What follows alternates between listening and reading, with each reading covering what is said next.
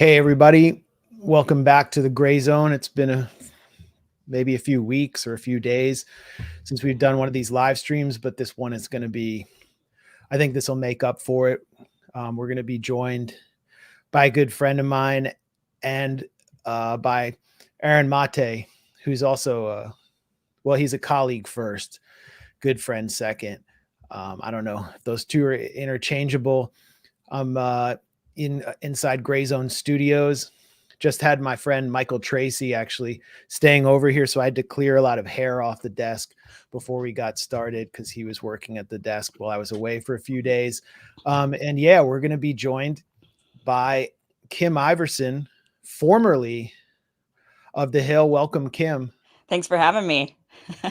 Good to see you. Good to see you. Sounds like you've got a lot of people over there at your house. Well, we're a base of anti-NATO activities, and we're like a key basement Kremlin front here in Washington. So everyone's coming through. The whole Red Brown Alliance is coming through here. Right. So are you sitting in front of a Los Angeles cityscape? Are you in a skyscraper in downtown LA? Yeah, I wish. Wouldn't that be so cool? I don't even know what this background is. I saw it years ago and I was like, oh, that looks good. I'll just roll with that. And I think it might be China. It might be a city in China. I have no idea. But yeah, I'm in Los Angeles. I am not in wherever this background sky scene, cityscape actually is. I'm just in LA. All right. Well, great. I mean, I think it works. I'm actually looking for a new background. I'm going to get some more depth. I keep wanting to revamp our studios here, but then I get caught up editing like 57 other people, but it's going to happen. And right now, Anya Parampil is away from our studio finishing up a book. So we'll have an announcement on that in the coming days or weeks. And yeah, sorry we didn't get to connect last time we were in LA. Yeah. But interesting times to be in LA, to be in California, possibly governed by the next Democratic DNC selected presidential nominee. That's what I'm hearing. Yeah. I mean, I just don't know how they think that look, they always slate in people that are unpopular. So I guess it's just par for the course, right? Just slate in another unpopular person and just crown them king. But yeah, it's unbelievable to me that Gavin Newsom, who was recalled in the state, who many Democrats only voted for him. For one, a lot of people didn't show up to vote for the recall. And then secondly, a lot of people just voted for him because they didn't like the alternative, or they just thought, well, I don't know what else who else is there.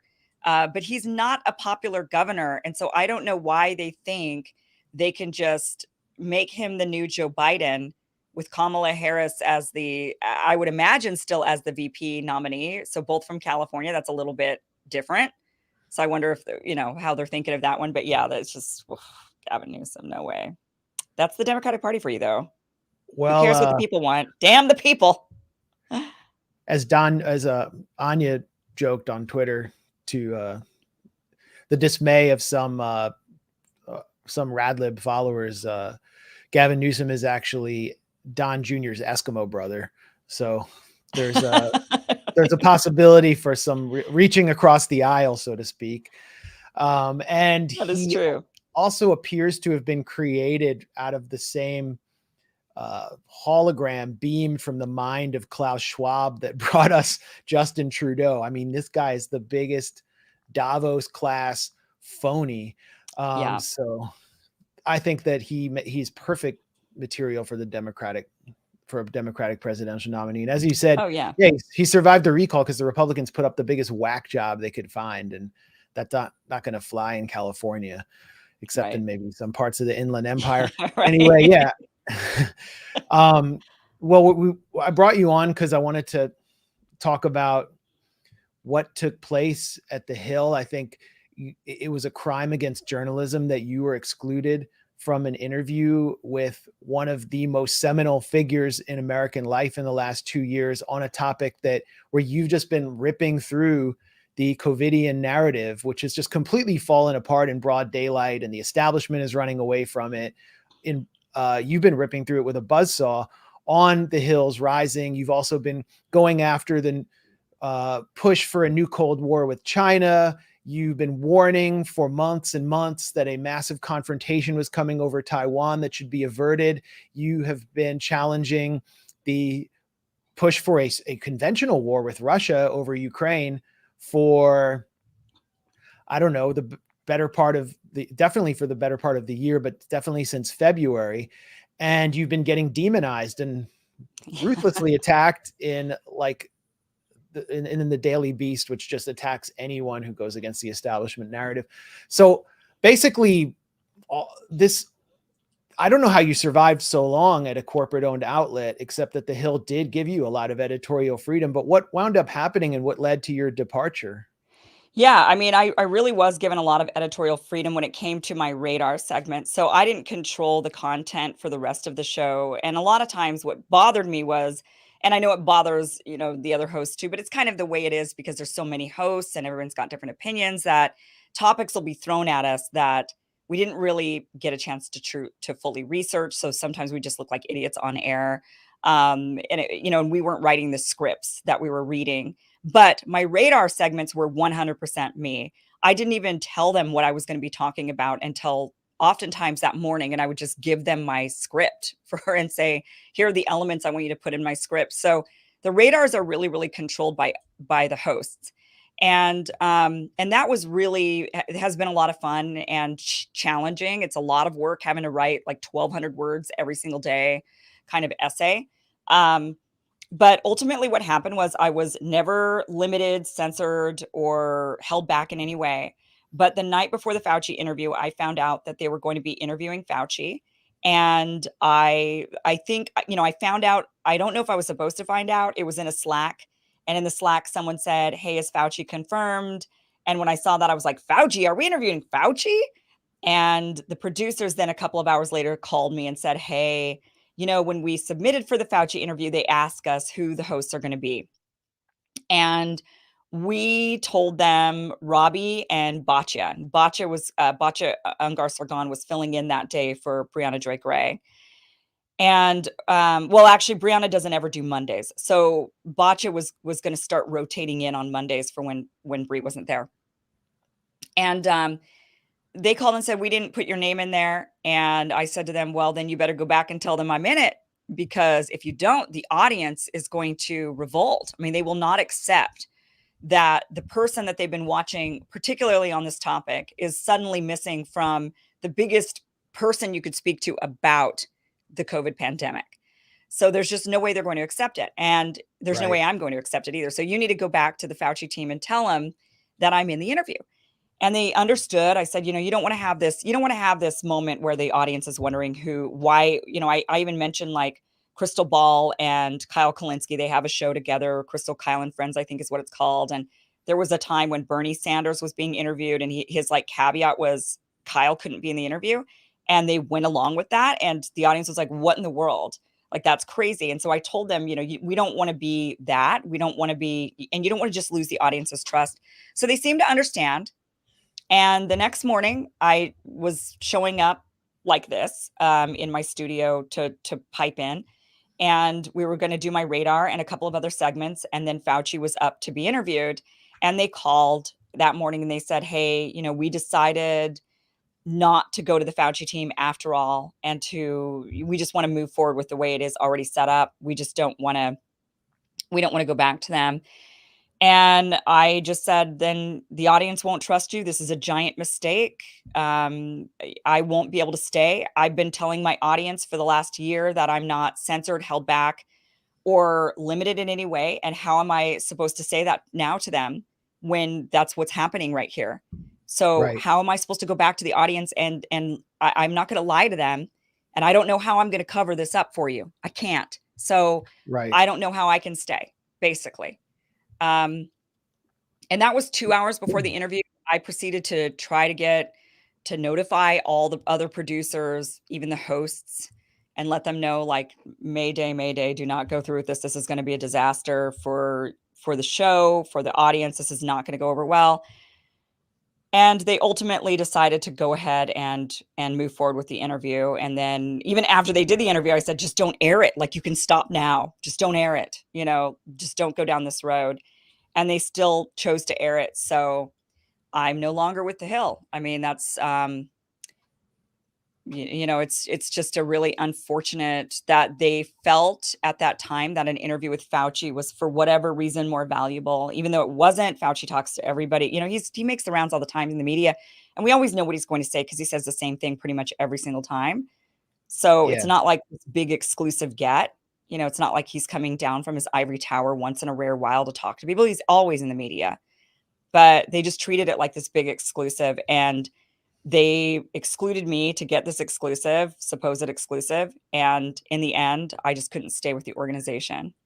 So they excluded you to make it as conventional as possible. Although, I mean, these still are not exactly conventional hosts, but it seemed to me, well, first of all, Fauci, he always says the same thing, like you said, where he'll never make a definitive projection because he knows that he's going to be proven wrong at some point, but he needs to seem like he's in control and he's an expert. We may at some point be able to potentially lift this mandate if we reach the baseline projection that we may have reached at a certain juncture some point in the future. And he always does it like good, that. Max. I've been working on it. Yeah. It sounds better with a mic, you know. But he I mean, he always gets away with it. I mean, he's lied repeatedly. So to me, it seems like his team basically gave an ultimatum to the Hill to exclude you, and the executive producer heeded to his team, which to me is totally unjournalistic. Yeah, I don't know the conversation that happened between the producers and the Fauci team. I don't know if my name was ever brought up on either side. I don't know if the Fauci team said, "Hey, don't you have that Kim chick as your host?" And we don't want to, you know, I don't know if they said that. I have no idea what the conversation was between the two of them.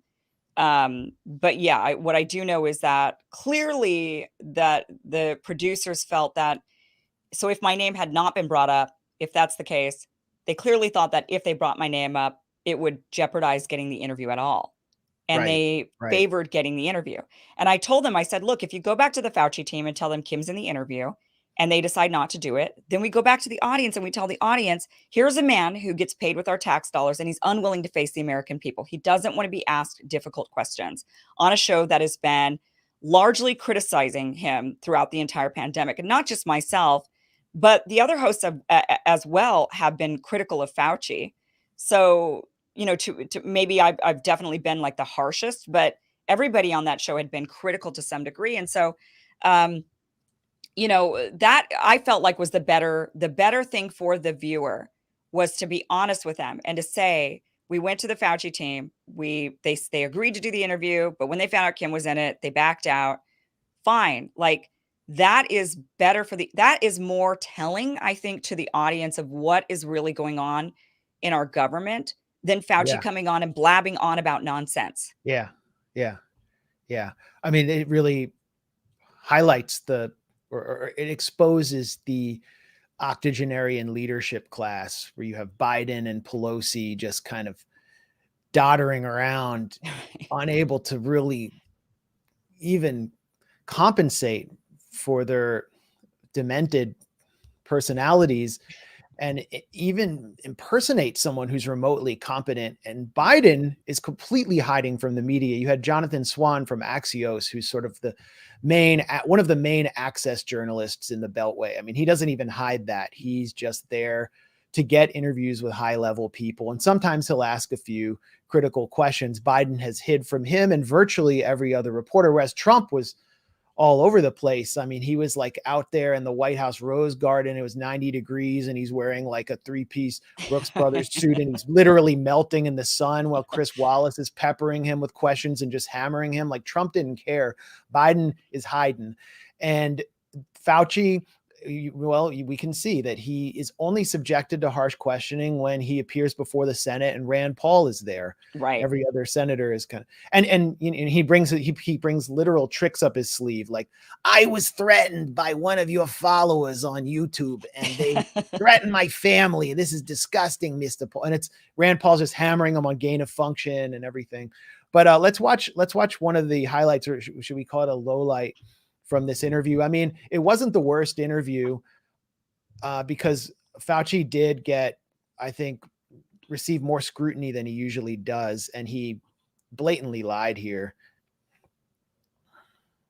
I wonder if you would recommend locking down schools if you had to do it all over again. Well, again, it's first of all, I didn't recommend locking anything down. You're asking me questions. You're talking about the CDC is the public health agency that uses their epidemiologists and their science-based approach to make recommendations. It was a decision to make a recommendation to the president. It wasn't my decision that I could implement. And when it became clear that when we had community spread in the country with a few cases of community spread, this was way before there was a major explosion like we saw in the northeastern corridor, driven by New York City metropolitan area. I recommended to the president that we shut the country down.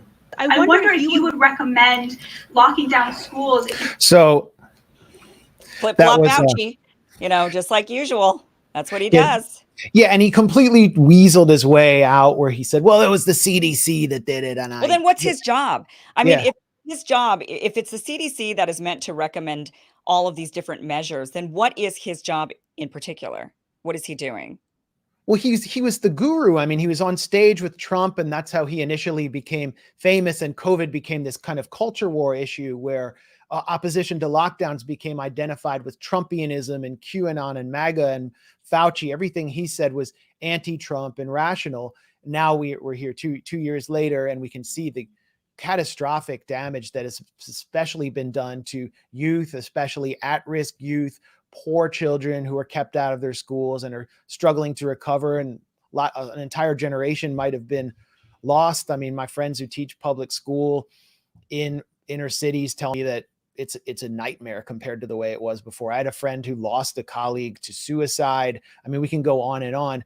So Fauci is trying to weasel his way out of taking responsibility for this policy that he was defending day after day, pushing, essentially imposing on political leadership. He's not elected. He's the highest paid federal bureaucrat, longest serving federal bureaucrat. And he won't take responsibility for what should have been something he would have been proud of. I mean, he should have said, well, I was proud to protect the American population from the spread, but he knows what he did. Either that or he is going senile, and it's just he's better at covering it up than Biden. I don't know.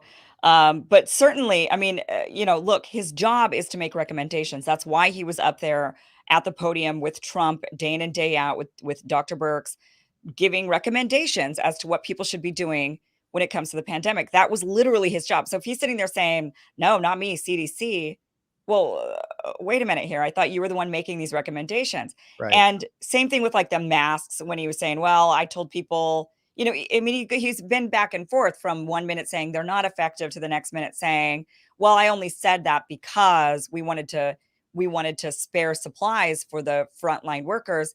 Well, again, it's him making recommendations, whether they're good recommendations or bad recommendations. So for him to now skirt around and say he's not making recommendations, that's the CDC. I mean, I really don't think that Rochelle Walensky has like a larger role in the pandemic than Anthony Fauci.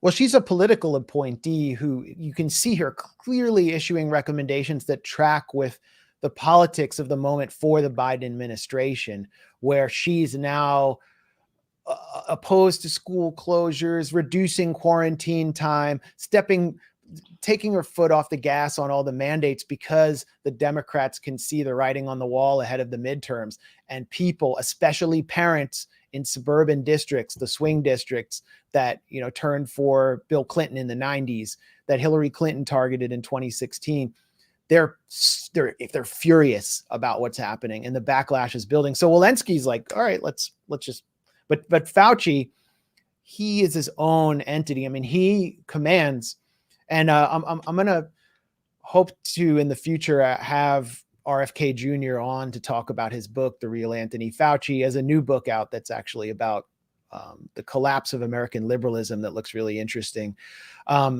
But he points out that Fauci sits atop a multi-billion-dollar apparatus that includes biowarfare programs and has been there for over 30 years. As we know, he was in charge during the AIDS epidemic.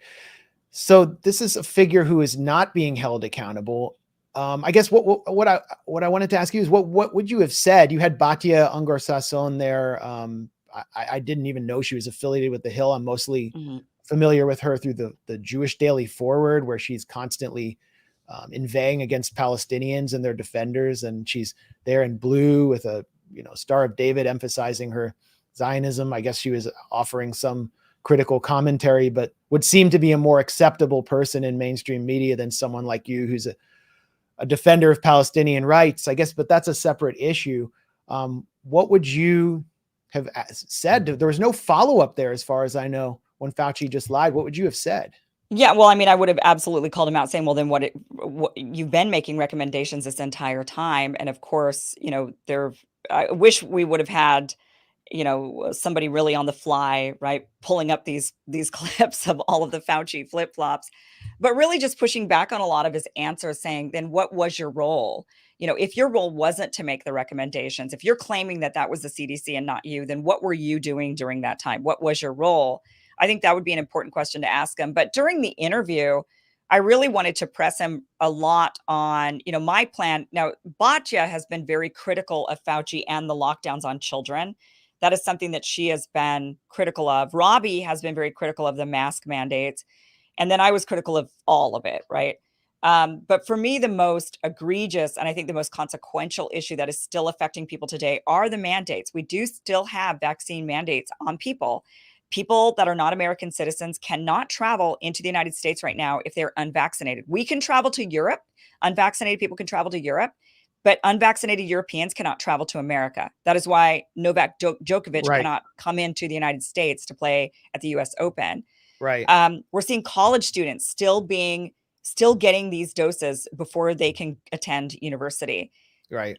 Same thing with we're seeing young kids being forced by a variety of different outlets and organizations. Maybe it's not the government in specific in those situations that is mandating it, but it is, the ability to mandate is there for people and they're utilizing it, and it's extremely consequential and dangerous. And so really pressing Fauci on that and saying, what is a vaccine? And is this a vaccine? Because the rest of us have an understanding of what a vaccine is. We've had that understanding since we were kids. It was that if you got this, you wouldn't get the disease. Of course, there's always a chance of that really, really actually rare breakthrough case. But for the most part, we were taught that if you get the smallpox vaccine or the polio vaccine, you're not going to get those diseases. That clearly is not happening with this, yet they're still behaving like it does. So they've changed the definition 3 times at the World Health Organization, and now it is something that reduces your risk of death, whereas it started out as a sterilizing treatment, a sterilizing vaccine. And before we move on, according to this CDC and World Health Organization, vaccines are safe and effective, and we're not giving medical advice. I learned that from Jimmy Dore, how he stays on YouTube. So you were going to say. Sorry. Yes. Listen to the CDC, go to the CDC's website and read. But it's so obvious that the narrative has shifted, because if you just look at Joe Biden, double boosted, he's taken Paxlovid. You predicted it yourself. He got Paxlovid rebound, just like Fauci double boosted, got Paxlovid and many of them. It's extremely common. So after 15 days, Biden just tested negative. Strangely, he gets to quarantine a lot longer than most American workers do, according to the CDC. But it just blows out of the water the narrative that was being pushed not only by the CDC and Fauci himself, who lied and said that once you take this jab, it stops the Right. virus. Right. And that we have them on record saying that over and over and over again, that this will end the pandemic, that if you take the vaccine, it will stop the virus. Then they said, if you take this vaccine, you won't get sick, right? So they first said you won't get COVID, you won't spread COVID. If you get the vaccine, then they said, well, then you might get COVID, but you won't spread COVID. There was this kind of weird moment where they were trying to pull that one off. And then they said, well, okay, if you get the vaccine, then you at least won't get sick and you won't be hospitalized and you will not die. And that Right. has not been true. That is why now they're recommending dose after dose after dose, because it's not true, because it wears off. And we've known this because the Israelis actually kept really great data and they were tracking all of this. And I was paying very close attention to the Israeli data. And it was showing that there was it wore off very quickly. It wasn't just, and they now blame it on, well, it's the variants. It's the variants that are doing it. Yeah. In the very first meeting with the FDA, there was a meeting that I watched 3 times. It's an 8-hour meeting. And they stated in that meeting over and over, the Israeli doctors said, when they were questioned by the FDA, is this a symptom, people catching COVID is it because the vaccine is wearing off, or is it because there's a new variant? And the Israelis clearly said it's both. Either way, even without the new variant change, the vaccine would wear off. The variant just sped up the wearing off. So even the narrative of, well, it didn't wear off, it's just the variants shifted it, that wasn't accurate. And that data was out there really early on that wasn't accurate. Yet, they continued on with this. And so really, I think Fauci needs to answer for guiding this pandemic in a direction that has now led people down the path of 5 doses of this vaccine, plus dosing up on Paxlovid, still being required to take it in order to enter the country, in order to enroll in universities, in order to put their kids in preschools. That needs to be addressed. I mean, there's a lot, of course, we could pick on when it comes to like the masks and the use of the lockdowns. Hopefully there would be no future lockdowns. I say that I sit here and I say, I can't imagine there being any more lockdowns after this, but then I couldn't imagine in the beginning that they would ever do lockdowns or mandates. I never fathomed that. People kept saying to me, Cam, they're going to mandate the vaccine. If they roll this out, they're going to mandate it. And I just thought, no way will America mandate it. And boy, was I wrong on that. So I can say, I hope that they're not going to go back to lockdowns, but I don't think any of us really truly know what these people are capable of. But right now, people are still dealing with mandates. They're being forced to take this in order to work, go to school, travel. And that needs to be, I think, spotlighted more. Well, a few things there. Yes, that's what needs to be spotlighted here. Why did I come out against the mandate? For the same reason that Richard Wolff, socialist economics professor, one of the premier socialist thinkers in the country, did, because it was a massive attack on workers' rights. And basically what the mandates were saying was that workers do not have the right to stand up against their bosses and say that this is my body and you will not determine what goes in my body or what happens while I'm at work. I have certain rights and bodily autonomy is one of them. That's what Richard Wolff said. And then when you consider the low infection fatality rate, especially for people who are healthy, and the flaws of the jab, the massive flaws, not preventing transmission, sterilization. According to Journal of American Medicine, they're at best, the efficacy lasts for 20 weeks now against the variants, the Omicron subvariants. So all of these, you factor them in, and then you have thousands and thousands of people being fired or forced. I mean, I know so many people who say that they felt like, in their words, I had people say, I felt like I was being raped, being forced to take this in order to maintain my job. But then you have like New York, Mayor Eric Adams, creating special exceptions for celebrities, including exotic dancers, strippers, but firing frontline workers, tons of frontline workers, hospital workers. I know firefighters in New York who are totally healthy, who want to work, who want to save lives. They can't work because they don't want to do this. And obviously, you look at Joe Biden, what's the point? That would be their argument. So for me, it was a question of workers' rights, as well as the same, bodily autonomy principles that makes me pro-choice.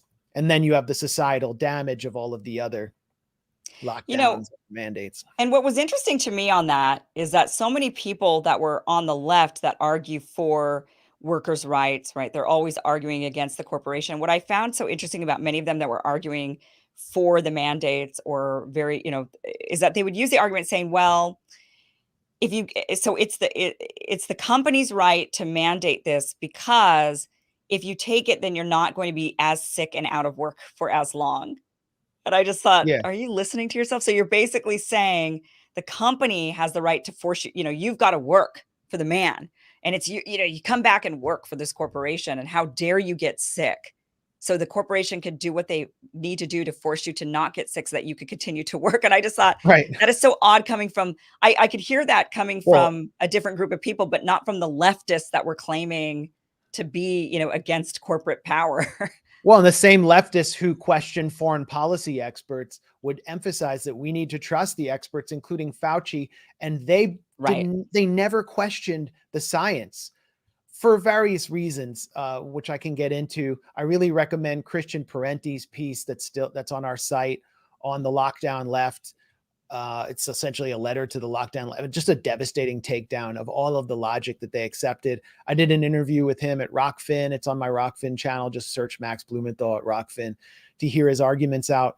But in talking to the left activist class, self-identified socialists and so on, none of them, they didn't know the same things you knew. And they believed all along that the vaccine spun out by Moderna and Pfizer, the mRNA vaccine, or the Johnson & Johnson, were sterilizing, and that it would be just like smallpox, and that we would just vaccinate our way out of this pandemic. They didn't understand how aerosolized viruses work and how difficult it is to vaccinate against them. And they supported lockdowns because they thought it was a way of expanding big government. It was all ideology. So they were never engaging with the science. And they've arrived now at a point where they're essentially sort of discredited, but no one is holding them accountable. Many of them were calling for a lockdown in January of this year, up until Ukraine became the current thing. And then the Roe decision came down, and they were out in the streets protesting, which is good. I did not like that decision. I oppose it. But, you're for a lockdown 1 week, then you're against it because it's not the current thing anymore. It's just hard for me to take any of these people seriously anymore. They weren't looking at the facts or the science, and they did so much damage to the left. They shattered the left. They castigated and alienated so many people who were effective. And none of them have ever come out and defended all their lies. So that's I think it might be a good segue, Kim, to a segment where you were introducing some of these inconvenient truths early on. This was like 10 or 12 months ago on the Hill, and experiencing, you were causing, let's just say you were getting a lot of pushback from your co-hosts. Let's get your comments on this. Here we go. So you're talking about, this is September 2021. So you're going up against the machine right here. Like, you're going to get called, an anti-vaxxer, a conspiracy theorist for saying this. But today, much of what you're saying is accepted as true. And Ryan Grimm was very unhappy with what you were saying. Ryan, I respect Ryan. He does some good work. I'm not I'll happily read out his response to this, or even have him on to respond if he wants to. And he's also, questioning some of the narratives around the pandemic as well. But this exchange, I think, was telling. By the way, is overall, we do know that for younger people, it's much, much lower. It obviously gets much higher as you get into the elderly population. It can go up to 14% for those who are above the age of 80. So what justification do we have at this point to continue these vaccine mandates when we know it is not stopping the spread? Well, a 0.5% death rate can still mean 10,000 people died last week. And the vaccines, though, are actually effective. So you talked about the outbreak at Duke, for instance. That's almost exclusively an outbreak among the unvaccinated. No, it isn't. It's 2% of the unvaccinated. No, 2% of those who have been infected are unvaccinated in that outbreak. At 8 cases. Eight total cases out of 345. So of their 8 cases is not an outbreak. That's no. They had 345 that were diagnosed with COVID, And of those, 8 were unvaccinated. They had a 2% unvaccinated rate in the outbreak. No. 8 were vaccinated. 8 of those were vaccinated. 8 were vaccinated, and none of those 8 went to the hospital. That is inaccurate. We could maybe the control room can check that. Check the Duke. They're checking on it right now. Yep. Okay, so I'm going to play the check, but I mean, what's happening here is because he's going to read out the fact check. He's questioning your data because he can't believe that vaccinated people can still test positive and catch the virus and spread it to others, which totally destroys the logic of mandates. It destroys, and so he's holding on to it. And you have like a right winger, Emily Jashinsky, who seems kind of befuddled as well with what you're saying. Right. Like, Trude is this chick. She's coming out of nowhere with these conspiracy theories. I mean, I miss those days, I guess, with Ryan. I mean, the daily battles, man. I had to suit up every day. I had to prepare for battle. I mean, it was really, oh man. Well, that's good TV. You know, you don't see It actual is. debates over these. They're not allowed on corporate media. So I Yeah. thought it was good TV. Well, let's play the fact check, and then you can kind of talk about the repercussions of this, and then we'll go into maybe some more battles. It'll be interesting to sort of follow that case. And so some stats from the control room. So 8 people were unvaccinated. Majority of the people were asymptomatic. Oh! As of August 30th, 98% of students and 92% of employees were fully vaccinated, according to university press release. Michael Schoenfeld, vice president of public affairs and government relations, wrote in an email to the Chronicle in late August that, quote, the majority of individuals who have had positive tests have been fully vaccinated. But if most of them were asymptomatic and they're just doing like random testing to find out whether there are breakthrough cases, but nobody's dying and nobody's going to the hospital and nobody's getting sick, how are people using that as evidence that the vaccine doesn't work? No, I think you're confusing it. I think that those of us who say that it should be a personal choice, we're saying it does work, obviously, to stop. I mean, we're seeing that data. We can't deny that data. It works. If you are in a vulnerable category, if you really fear for your, the severity of COVID, you think you might end up in the hospital, you should really consider this. I'm not going to say you should do it or shouldn't. It's not my decision to interfere with you and your doctor, but. All right. Well, I don't want to belabor that too much, but basically Ryan had to read out the facts, which was they made him do right. And what he was essentially saying, I mean, I was just blown away by, and that's why these exchanges are so important, because you were reading the studies, you were looking at the critical data and details, whereas the people who were following the quote unquote science did not know what the hell was going on. And do you know how they spin it right away? Like he spun it, as soon as he realized he was wrong, that it was 8 people who were unvaccinated and the rest were vaccinated. Yeah. Then it spins to, well, but they were asymptomatic and they didn't end up dead. I mean, that is like the next level. And that's now where people are at. That's like when everyone was getting Omicron, and I follow the whole like left activist class on Twitter. So my whole timeline was like, it was like the laptop class was finally getting COVID, and they were all like, I got COVID and I feel sick and I'm coughing and I'm tired, but thank God I got vaccinated. Right. Like you can prove that it had any that like, so you're not going to die even though you're like 35 years old. So I mean, some people were like, I can't feel my arm, and it's not funny that they were suffering, but they were like, thank God I got vaccinated. It's like you had to say that to maintain your left credentials. Yeah. And and even on the staff, like when I finally got COVID in May, I got it. And I some of them I could tell were just waiting for me to just like drop dead. I mean, not quite, but you know what I mean? They were like waiting for me to just get really sick. And I kept showing up for work. I mean, because I can show up for work because I'm remote. So I was doing the show. I actually took only a couple of days off because I broke my monitor, my background. I shattered it on accident. So I had to wait for a new one to arrive. And then I was back and doing the show, and everyone's like, you have COVID? Like, how are you feeling? And it's like, I'm fine. I just have a little, God. I'm it was okay. like getting AIDS. It was like a stigma at the time. Like like before the laptop class got it, the way that COVID was treated was like you have the plague. Well, they were getting it, but they were just looking at me as the person who was unjabbed, and they were like, that person's going to get it worse, right? Like that person is for sure going to be sick and in bed for weeks while, you know, we got COVID and yeah, we were sick and it felt like the flu or a cold, but it's not as severe as somebody who's unvaccinated. And so they were kind of like watching me like a hawk, like, you know. Well, the point here is that you were undermining the logic that was the core underpinning of the mandates, which led to the firing and oppression of workers. And that logic held that there was a pandemic of the unvaccinated, which created another dynamic that really disgusted me, which was aimed, in my view, at further fragmenting the 99%. You had this idea of we are the 99% against the 1% that emerged during Occupy.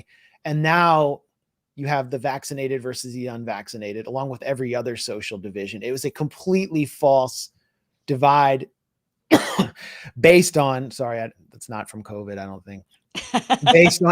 based on the idea that the vaccine prevented transmission, and therefore if you don't take it, you are a socially irresponsible person who is keeping a pandemic alive and killing people. And so a large segment of the American population, which was viewed in the liberal mind as Republican, Trumpist, they didn't, you know, or just completely ignorant, was seen as people who are choosing to kill others. And Biden even said in a debate, you don't have the freedom to kill others by not doing this. And so a completely unscientific narrative that divided people even further in this country.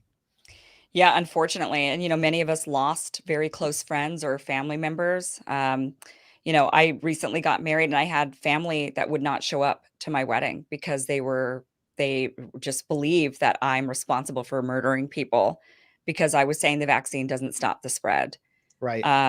You know, and I don't know how going forward with obviously pretty much everybody catching COVID at this point, I don't know how, you know, how are they going to reconcile that in their minds, the way they treated others, the ostracization, the, you know, outcasting, the demonization. It is just so reminiscent of times in history when people have been othered and treated so poorly. And we know that when people are othered and treated poorly, then they're persecuted in one way or another. And it's looked at always shamefully. And I just wonder, will this moment in time have that historical kind of looking back, and will those people in the future look back and say, wow, that was really, you know, that the one group was claiming that they were pro science and they were all about the science, but they weren't even looking at the science. And the people that were looking at it were being demonized and shunned and called murderers. Right. So I just wonder if we're going to have that moment in the future when they look back and say, wow, everybody was wrong except you guys. I don't know.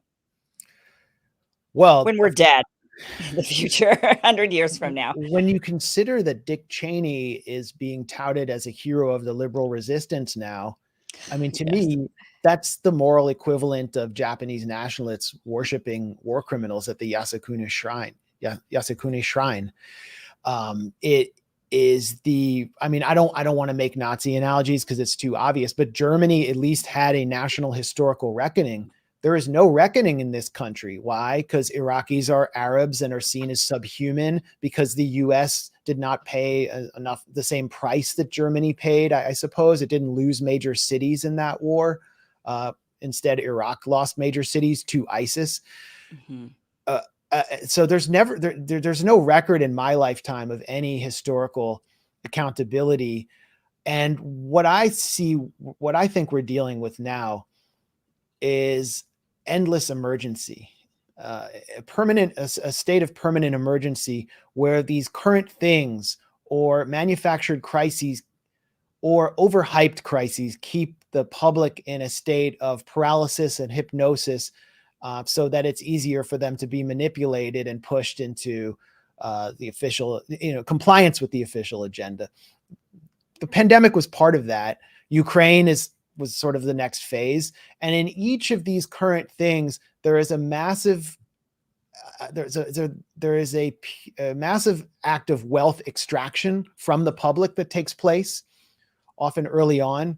The mandates made sure that Moderna, which was kind of like a low-level pharma company that was, on the verge of bankruptcy, I think, was able to see its CEOs become billionaires. And of course, Pfizer's CEO, Albert Bourla, has seen his fortune increase massively, but so have the big tech billionaires who benefited so much from remote schooling and keeping people at home. I think Bill Gates' fortune has increased something like 35%, while the rest of the public got poorer and was forced to display its compliance. 40 billion to Ukraine. Okay.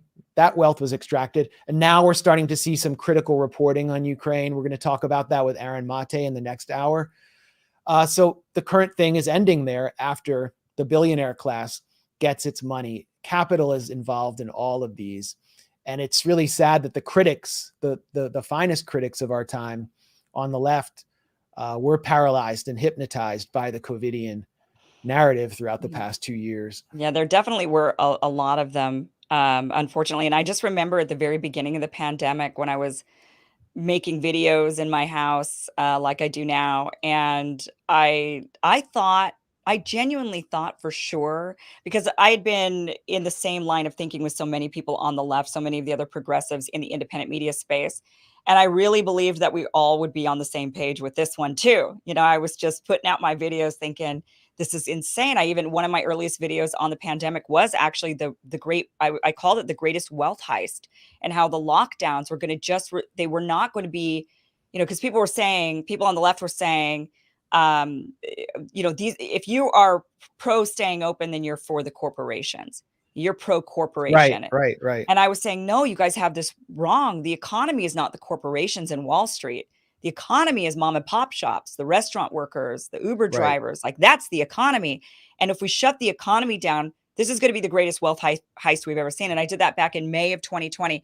And I got eviscerated by people. Like, they were just, Kim, you do not get it. You are pro corporation. You're really just a pro, that's, and I was surprised to find I was so alone throughout the beginning of the pandemic, in particular, with saying this is a mistake. The lockdowns are only going to shove the money in the wrong direction. And the whole, really, I was very, very anti-lockdown in the beginning, and just, I was surprised that so many people, that I normally aligned with. And now, there's a lot of people in the independent media space that I was very good friends with, even, that were doing their own shows, and they were totally opposite of me on that. And then because of that mindset that you point out, that people just, they believe that you're murdering others, or that you are now a pariah on society if you have these viewpoints, they then stopped talking to me.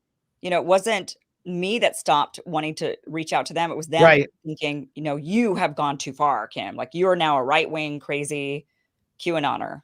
Right? Yeah, the aggression always came from the COVIDian side, whether it was in public, screaming at people who weren't wearing a mask in a public place, or outdoors even, but in person, in interpersonal relationships, those of us who took a more critical view of lockdowns, I would say, were more tolerant of others choosing to wear a mask, or choosing whatever course they wanted to take to, in their mind, protect themselves from a virus.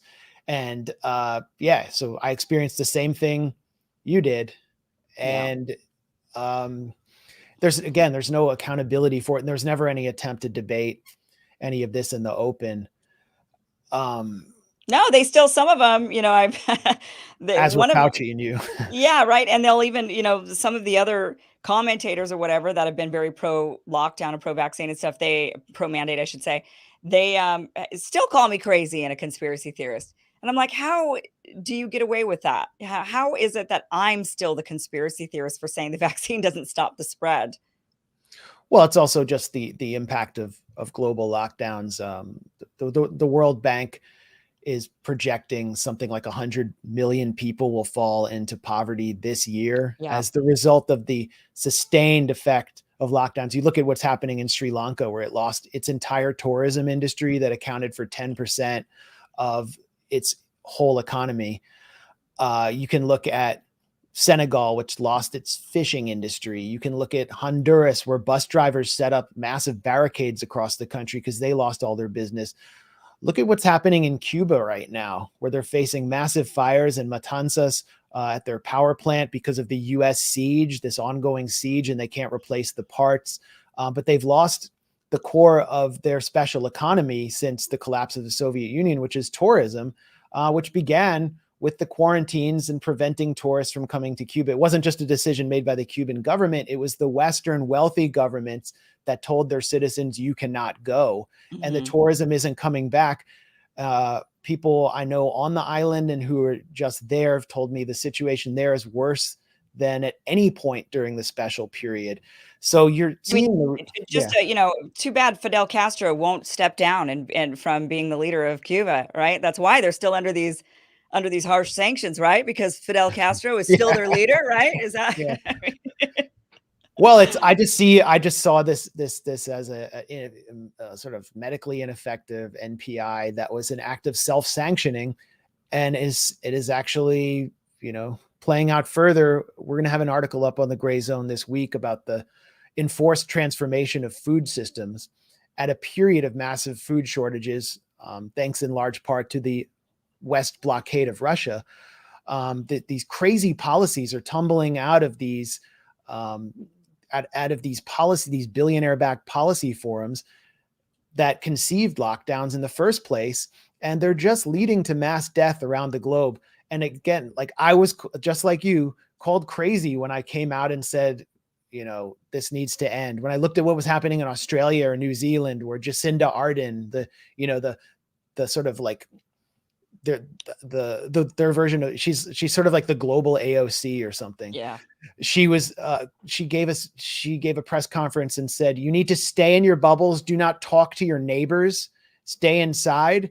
And it was like they were facing some alien invasion. Right. Well, and now she's come out saying, and don't listen to any other sources except for us. We are the real news. Right. Don't listen to anyone else. Listen to the government. Yeah.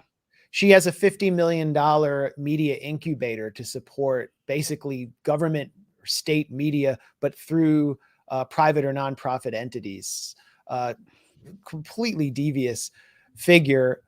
And just for criticizing her, I remember that was when I was first, branded an anti-vaxxer by these sort of rad-lib characters. But you haven't just been attacked. I mean, it's really therapeutic for me to get this out on our YouTube channel. I've been doing this on Rockfin for a while, but we've been holding off. Another problem I had with the whole COVIDian regime was the censorship and how it set the stage for the censorship we're seeing over Ukraine. So many people were censored, like yourself. I think you had your YouTube channel suspended for stating facts too early, stating facts that are now readily accepted by the establishment too soon. I still have the warnings on my channel. I still have the warning on my channel about the Johnson & Johnson vaccine causing blood irregularities. And that's now well known. They actually don't even recommend Johnson & Johnson vaccine for that reason. And yet I have a warning on my channel from bringing that information out too soon. And we may, I don't know, get a warning on this channel, but I feel you better take this off, this video down. I'm not going to do it anymore. I'm just not going to hold back. This is really important to discuss. And as the CDC and World Health Organization state that the COVID vaccines are safe and effective, and we are not giving medical advice. That's what we have to say, or that's what Jimmy Dore says to stay online. So whatever. But you've been called a conspiracy theorist by the Daily Beast, Kim Iversen, not just because you stated facts about the pandemic too early when it was inconvenient for the biosecurity establishment, but also for calling out some of the various deceptions that have been driving us towards this confrontation with China, potentially civilization ending confrontation with another nuclear armed power. And one of them was related to Xinjiang. And I wanted to show some of this legendary battle that you had again with Ryan Grimm on the Hill. Let's see. It kind of starts, right? I marked where it starts. It gets really good at around the 9 minute mark. logical connection between those two things. I actually think it's a little bit naive because underlying. You got a video, you got an ad, you got a. And we got an ad, of course. YouTube sucks. The assumption that if you don't participate in these criticisms of cultural genocide going on among the Uyghur population, then the war hawks won't wage war on China. But that's absurd. Like there are structural forces and there are entire industries that are pushing in that direction, completely regardless of whether or not you voice accurate criticisms of what the Chinese government is doing. And I think Emily said it well, that both things can be true at once. And so, I don't think we should shrink from our obligation, to be critical of human rights abuses that are happening anywhere on the globe.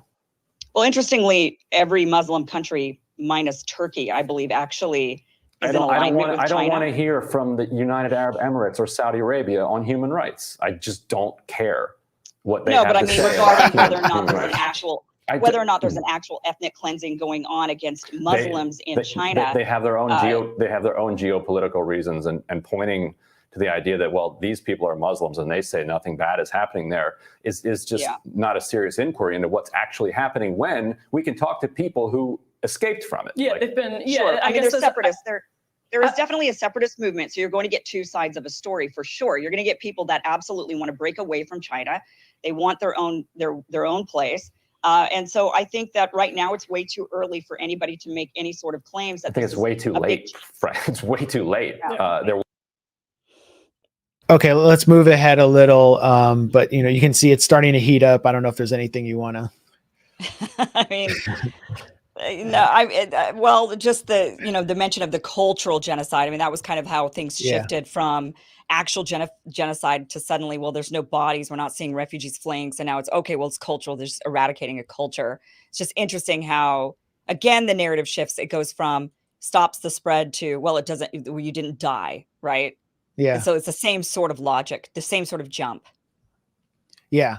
And Emily Jashinsky, she's using this cliche throughout the whole discussion of we can walk and chew gum at the same time. Right. I think, which is walking is bashing China relentlessly in hysterical fashion and accusing it of genocide.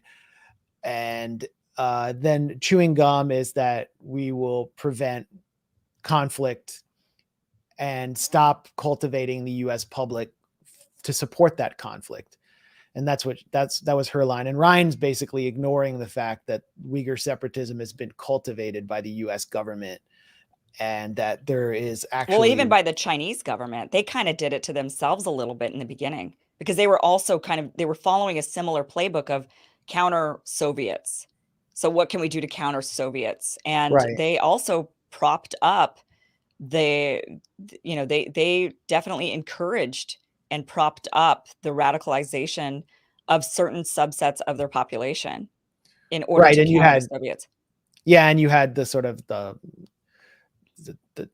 Turkish Brotherhood and the various early antecedents of Al-Qaeda supporting Xinjiang separatists to participate in Afghanistan, not only during the anti-Soviet jihad, but also afterwards, when the country was completely destabilized. They got training, then they come back to Western China, to Xinjiang, and bring their training with them to destabilize the region, presenting a direct threat to the entire country of China, which leads to some level of repression without a doubt. And you get that then during the Trump administration, China gets accused of genocide, and the crime of genocide has been traditionally used, especially since the fall of the Soviet bloc, to justify U.S. military intervention. Yeah. So that's what this really should have been about. But for Ryan and others, including in the left, it's really just about human rights, and there's no ulterior agenda there, even during the Trump era. So it really heats up around, let's see, I marked it. This really heats up around like the 15-minute mark. Yeah, we went on with this one. This is great TV, though. I mean, you're bringing a critical perspective on critical light. You're shining critical light on an issue that the whole media was pushing on. This is exactly what people tune into an online media channel for, and you're having a debate about it for 15 minutes straight. Okay, so I loved it. Anyway, here we go. Radical right wing. I mean, things change. I just don't think that's a productive, I guess, parallel. And it seems to me that we're not going to agree on the scale of the abuses, but I do think that we can agree that we can walk and chew gum at the same time, that there are different things going on. And that's that. I guess. I mean, there were a handful of terrorist attacks. Yes. There are also terrorist attacks here in the United States. We would never say, okay, well then therefore we're going to ban the Christians. And it's an ethnic, it's on the basis of an ethnic identity. This is not just a religious identity, it's an ethnic identity. Right. Yeah. It depends, right? But I don't agree that they're actually doing that. I think that you just did agree to it. You said that you did agree that the culture that exists today is radically different as a result of Chinese policy. It's been suppressed on a no, I don't agree with that. That's not what I said. But I'll do a whole piece on the Uyghurs, and we can talk about this. No, let's not actually do that. No, let's not. Okay. All right. Well, thank you so much for watching. We'll have more Rise coming up. Yeah. After that, I was so angry with Ryan for saying that and for belittling me on camera that normally I stick around. I say goodbye to everybody behind the scenes and say goodbye to Ryan and whoever's sitting there. And that day I just hung up, and I was very angry at being belittled like that in a way where he's like, no, let's not. Yeah, the upbeat music comes on with the kind of like afternoon peppy music, and Ryan is just like, no, it is very condescending towards you after debating for 15 minutes, as though you were actually not bringing anything real to the table. You were essentially a Holocaust denier. And right, that's how I was being treated, for sure, that I was just denying something that to them was so obvious. And to me, it was more nuanced than being so obvious. I think that the media to me makes it very, very one way or the other when it comes to China and the Uyghur situation. And there's no nuance to how did they get to this point? What are they actually doing? Is it a genocide? Again, the word genocide, it's like vaccine, it's just been turned into something completely different than what the initial intended meaning of the word was, that we all grew up believing it to be. Now suddenly I don't even know what the word genocide means, because there's always a genocide. So now now they're saying Ukrainians are being genocided, and it was the Uyghurs being. I mean, it's just everywhere. So I don't know what that means anymore. Yeah. I mean, it's one of the most commonly used terms of outrage.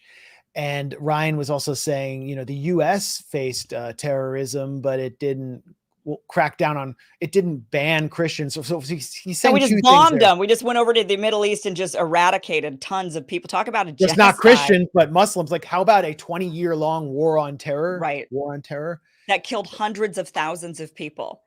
And So what that China's was our way of handling it. Go ahead. Sorry. I was just saying that was our way of handling a similar, the United States and the war on terror, which I know Ryan doesn't condone that. But the war on terror has been this, an actual physical war on terror that has literally has killed hundreds of thousands of people, maybe more than that, and certainly hundreds of thousands of children. And China has a very different way of dealing with the same problem, a similar problem that they're facing, and they're going about it a different way. We could certainly criticize the way that they're going about it. We could say it definitely needs improvement. It might be too broad. I definitely think that they're bringing in people who don't deserve to be brought in. For sure, there's a lot of criticism to be had there, but calling it a genocide is one step that I just can't take. I can't get to that point, because that's not what's happening.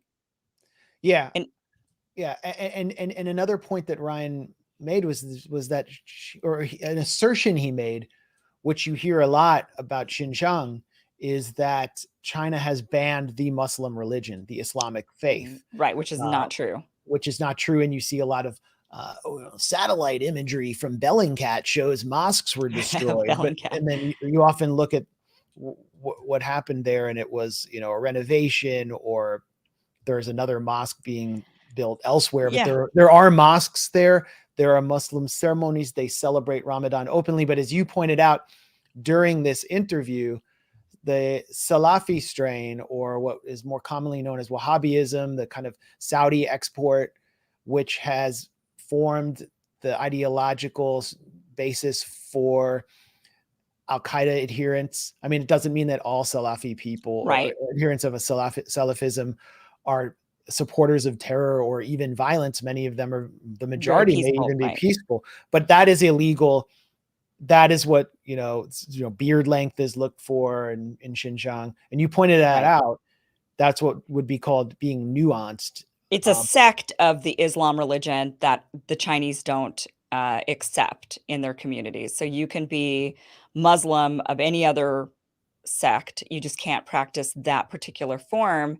And that is right. And so I agree. The vast majority of Wahhabis or Salafists are not in any way, shape, or form violent or supporters of terrorism. They're just not. The vast majority are peaceful people. But it's like the Westboro Baptist Church, right? So the vast majority of them are not blowing up abortion clinics, but some of them do. And you can trace it to the teachings that are happening, the things that they're being told that kind of rile them up. And so the same thing is happening with this particular group of people that is it's the predominant religion in Saudi Arabia, but I don't think we could look at Saudi Arabia and say all of the Saudis are a bunch of terrorists. That's not true, but it could lead, right? The teaching could lead to a certain action. I disagree with China on rounding them all up and banning that particular religion. I don't think we can say about any religion or any belief. You mean banning that strain of Islam? That strain of Islam. Yeah, I don't agree with that. I don't think that people should be punished, because we see that here in the United States when they say, well, if you're going to go on 8chan or something and read some boards, that's going to lead to you joining a hate group. So therefore we have to ban anything and everything that even might lead you to go down that path. It's very Minority Report. So I don't agree with China on what they're doing. I do think it's wrong. I mean, I myself grew up in a religion. I was Mormon for many years. I grew up in a religion that people would look at and say, you guys are a bunch of crazies and it leads to a bunch of wacky ideas. And so we have to ban that religion because a couple of you did something crazy. So that to me is, I don't agree morally with what China is doing. I don't agree that they should just round up anybody who, I think you should go after people who commit crimes. I don't think you can go after people before they commit a crime because you're worried they're going to. But nonetheless, that's still not a genocide. I can criticize their policy and I can say that's not an indication of a free people. But at the same time, I also recognize the dilemma. I don't know how to solve that.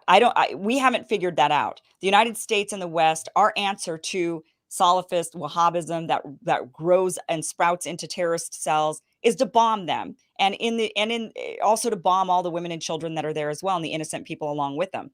Yeah. I've seen Chinese officials openly state that our response to the terrorist attacks we faced in the city of Urumqi, where 80 citizens were killed, including many Uyghurs, by the East Turkestani Islamic movement, which is a wing of al-Qaeda that was operating internally in Xinjiang. Our response is much more enlightened than the American response, which we witnessed in the city of Raqqa, where literally half the city was carpet bombed and tens of thousands of civilians were killed in order to extricate ISIS, which was only there because the US was supporting Salafism in Syria in order to destabilize the secular Alawite controlled government in Damascus.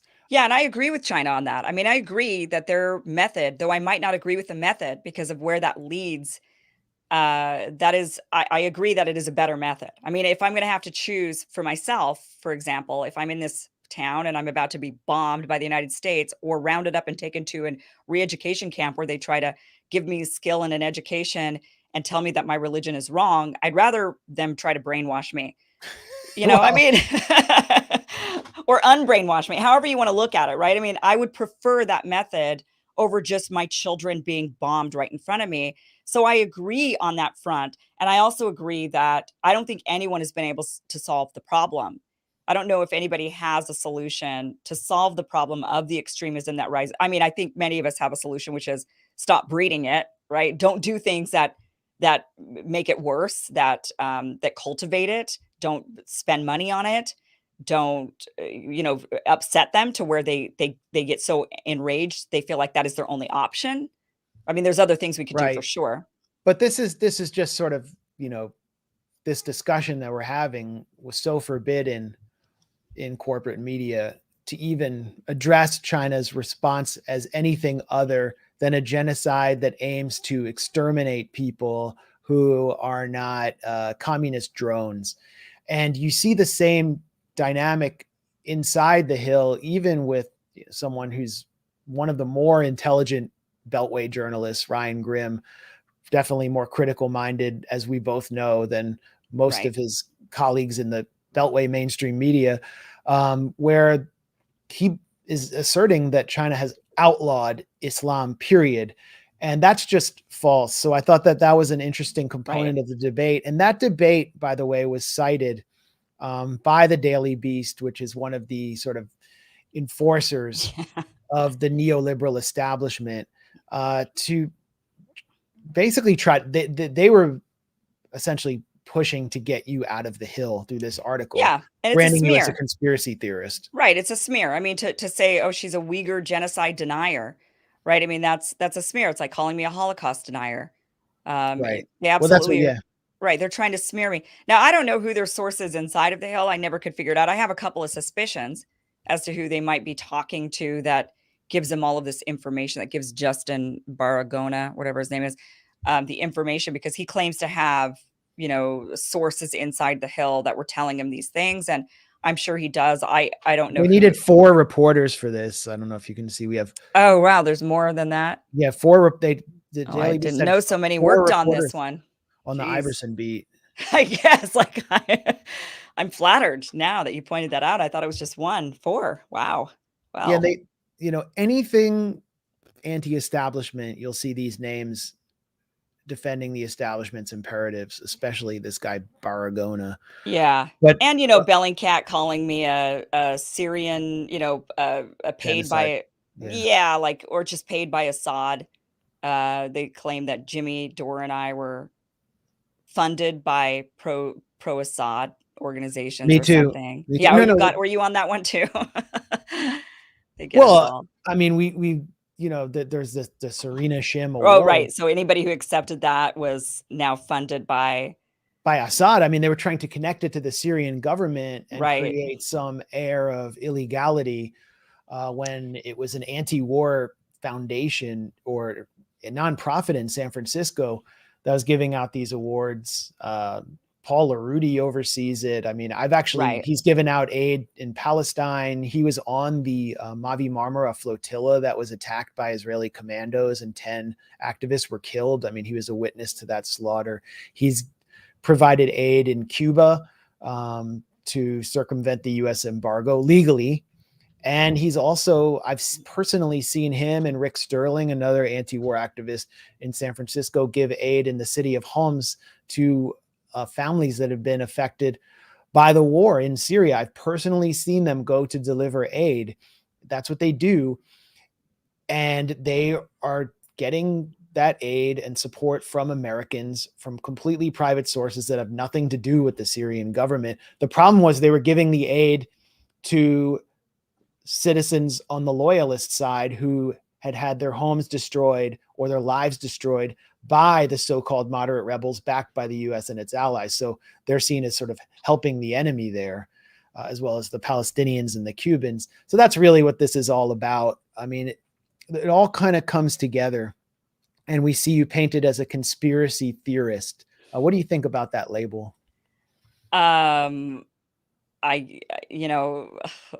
I just don't even, whatever. Like, if they want to label, I mean, again, how am I a conspiracy theorist for saying the vaccine doesn't stop the spread? At this point, anybody who says otherwise is the conspiracy theorist or just outright lying. So whatever. I mean, it's a badge of honor, I guess, because so many of us have been labeled conspiracy theorists. I'm happy to join the ranks of the many people like yourself who I respect so much, real journalists who do amazing work. And for all of us to be lumped together as conspiracy theorists and Assad apologists or Putin puppets, or all the different things that they want to call us, just for actually being critical minded and looking at things and just asking questions and saying this thing doesn't add up.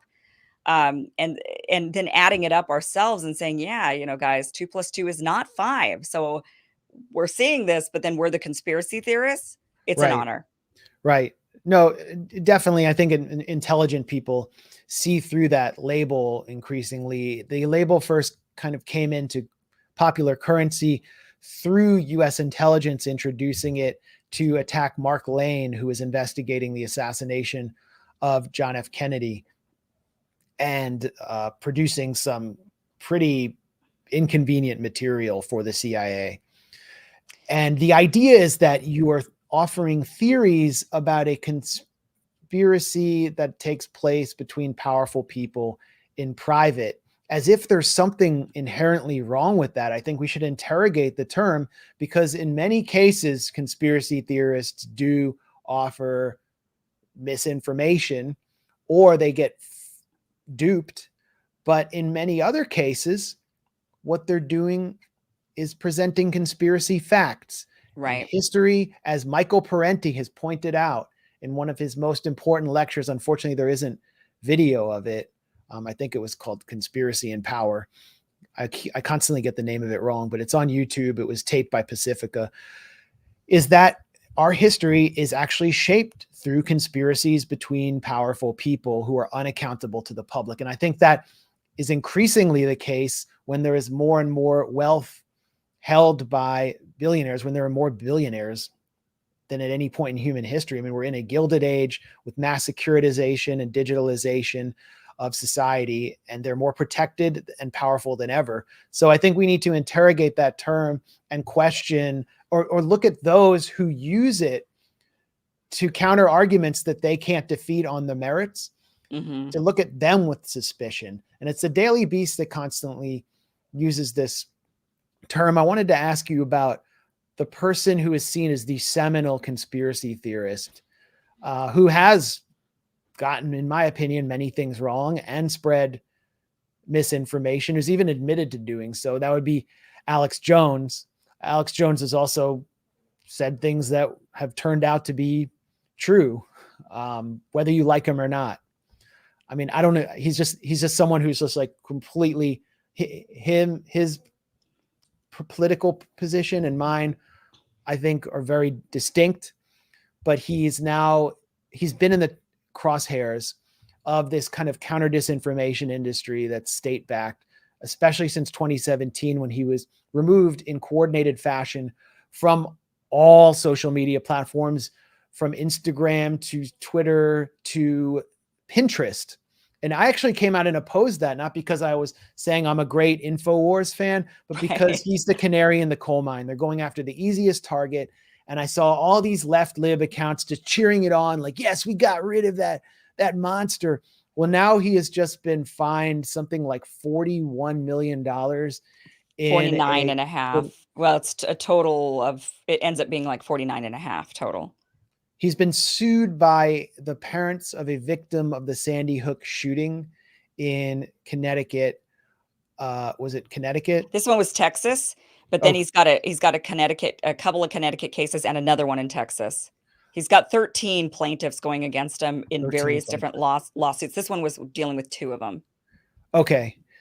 Yeah, maybe I don't have all the details down, but what's clear to me is that the victims of these plaintiffs are portraying themselves as the victims of too much free speech. And Alex Jones is setting the stage for, in my opinion, a flood of libel suits against those who are deemed conspiracy theorists. Well, luckily, so I actually just did a piece on this on my channel today. It was kind of my radar piece or whatever, my sonar, whatever you want to call it. I don't know. I can't call it a radar anymore. And what's interesting is that this case in Texas and the one that he's about to deal with in Connecticut that he's on his way to, he was actually not found liable for anything he said. These were default judgments against him, which meant that they didn't like produce, his team didn't produce certain documents that the court ordered him to produce. And because they were basically, and this is a civil case, not criminal. So because he was not compliant, the judge basically says, all right, fine, then you're liable. You're just going to have to pay something to these people. so there was never actually anything on the merits, of what he said. And I think that's a good thing for those of us who are in the independent media space, especially, or anyone who questions narratives, anyone who questions, did this happen? Did it happen the way that they say it happened? We should have the right, everyone should have the right to deny something happened. You should be able to say, I don't think that happened. I don't think that's real. You should be able to say, or I think it happened, but not in the way they're telling us that it happened. You've got a lot of people with 9/11 who say 9/11 was an inside job. You got a lot of people who don't believe the moon landing happened. You've got a lot of people who don't believe in God. And you've got a lot of people who, there's a lot of things that people will say, I don't believe that. I don't think that happened. The Las Vegas shooting, a lot of people have a lot of questions about that. So there's a lot of people out there who have a bunch of different theories of what they think happened. That is part of being a free people, is to be able to say, same with Jeffrey Epstein. He killed himself. We should be allowed to say, I don't believe that. And we should be able to go on our platforms and say, I don't believe that. Well, and to be discredited in broad daylight by those who actually have the facts. Right. If you get it obviously wrong. Sure. And in each of these cases, by the way, I've gone down some of those rabbit holes just to see what people are saying, not because I'm like, oh my God, the moon landing didn't happen. Right. Now I don't trust the system anymore. But you actually have to go down. I don't accept the truther version of 9/11, for example. I mean, I've been attacked for that. But I've tried to understand where they're coming from. I've even spent some time trying to understand where the conspiracy theory, if you want to call it that, where the independent investigators on Sandy Hook were going. Yeah. And they're not, I don't see how they can come out of the other side of the rabbit hole and come to the conclusions they came to. I just don't see it, but I can understand what drew them to go down the rabbit hole. And part of it, of course, is, they believe that a plot has been established through some glowy state, kind of a plant to indict gun owners, assault weapons owners, and people who believe in that interpretation of the Second Amendment, that everyone should be able to arm themselves to the teeth.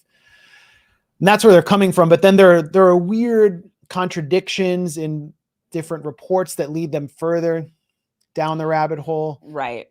I mean, but look, but anybody should be allowed and should even be able to talk on their platform about whatever it is they believe is happening or not happening, or what is real or what isn't real. And that is, so if that is in question, and if Alex Jones, now I never have watched an episode of InfoWars or Alex Jones, so I don't know specifically what he said about Sandy Hook. I really don't. I don't know. It very well may be, if I listened to everything he said, I'd say, yeah, okay, that's defamation. Or I might listen to it all and say, that's not defamation at all. That's just him giving his opinion. Obviously, this is what he believes. And if you're going to believe that something didn't happen, then you have to explain, well, then who are these people? And you'd say, well, they're crisis actors. They're actors, right? They're paid by the, you'd have to support your theory somehow.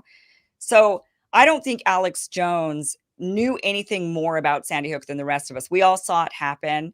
We all watched the news. We all got the details together. He came to a different conclusion, or he questioned it, whatever it is that he did.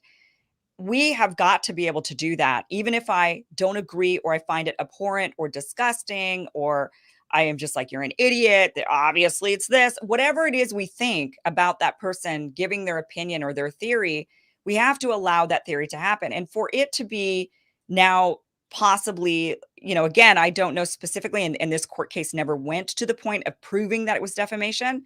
It never got that far. Maybe that's smart on Alex Jones's part. Maybe that's smart on his attorney's part. Maybe they realize what it would do for the rest of us if he is actually found liable for his words. But, if that were to be the case, then we wouldn't be able to question anything without possibly being held liable for that line of questioning. And that, to me, is so dangerous. Well, that's the point here. And it's not about Sandy Hook. It's about questioning more consequential narratives right now about Ukraine. I mean, there has been active and successful efforts to compel Twitter to enact bans for people who question what they would call genocide or human rights abuses. Right. And And we see that this specifically now. relates to the Uyghur issue, going back Right. to the Uyghur issue. It's because people who are independent of corporate media or state media in the West were able to poke holes in a obvious national security or interventionist deception that was critical to Donald Trump's State Department, that policy came into being. And I see this in the same light, whether or not Alex Jones is wrong. And I can speak from personal experience, having faced a phony libel lawsuit at the Grayzone that was aimed to defraud, to bankrupt us and bring us down, that it was such an obvious attempt to take any to find any opening possible to wrap us up in court and drain us of resources. We were sued for at least $1 million. We don't have $1 million. Nobody affiliated with us has $1 million, and to destroy us. And then, when we came up with the Paul Mason emails, the emails of this fake left-wing British journalist who turns out to be a national security state collaborator. And these emails exposed that what Mason and several operatives associated with British intelligence were attempting to put together was a lawsuit and a state investigation of the Grayzone, simply because our opinions and our reporting, our factual reporting, was damaging the narrative designed to cultivate public support for Ukraine. So I can't help but see when someone is awarded over $40 million from someone who most Americans tend to see as a clown or a performer, that Right. there is a project afoot, and it's censorship without officially censoring. Yeah. I mean, and there is real defamation that's out there. There really is real libel and slander for sure. Definitely. But why is it that establishment outlets like the Daily Beast can never be sued for libel? I mean, it's backed by Right. Barry Diller and IAC. Billions of dollars are behind the Daily Beast. They have an endless, their coffers are stuffed with money for lawyers. So you or I can never do anything with that. But it's targeting, right. And the that's, targeting.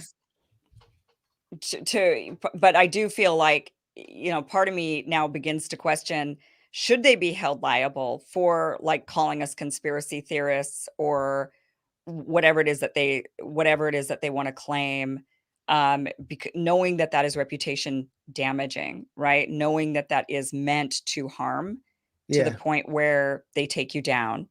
It's one thing to share your opinion on somebody, and it's another thing to then go the path of trying to it's very tricky though. Defamation is extremely tricky, and it's very vague, and actually there's really no set precedent on it.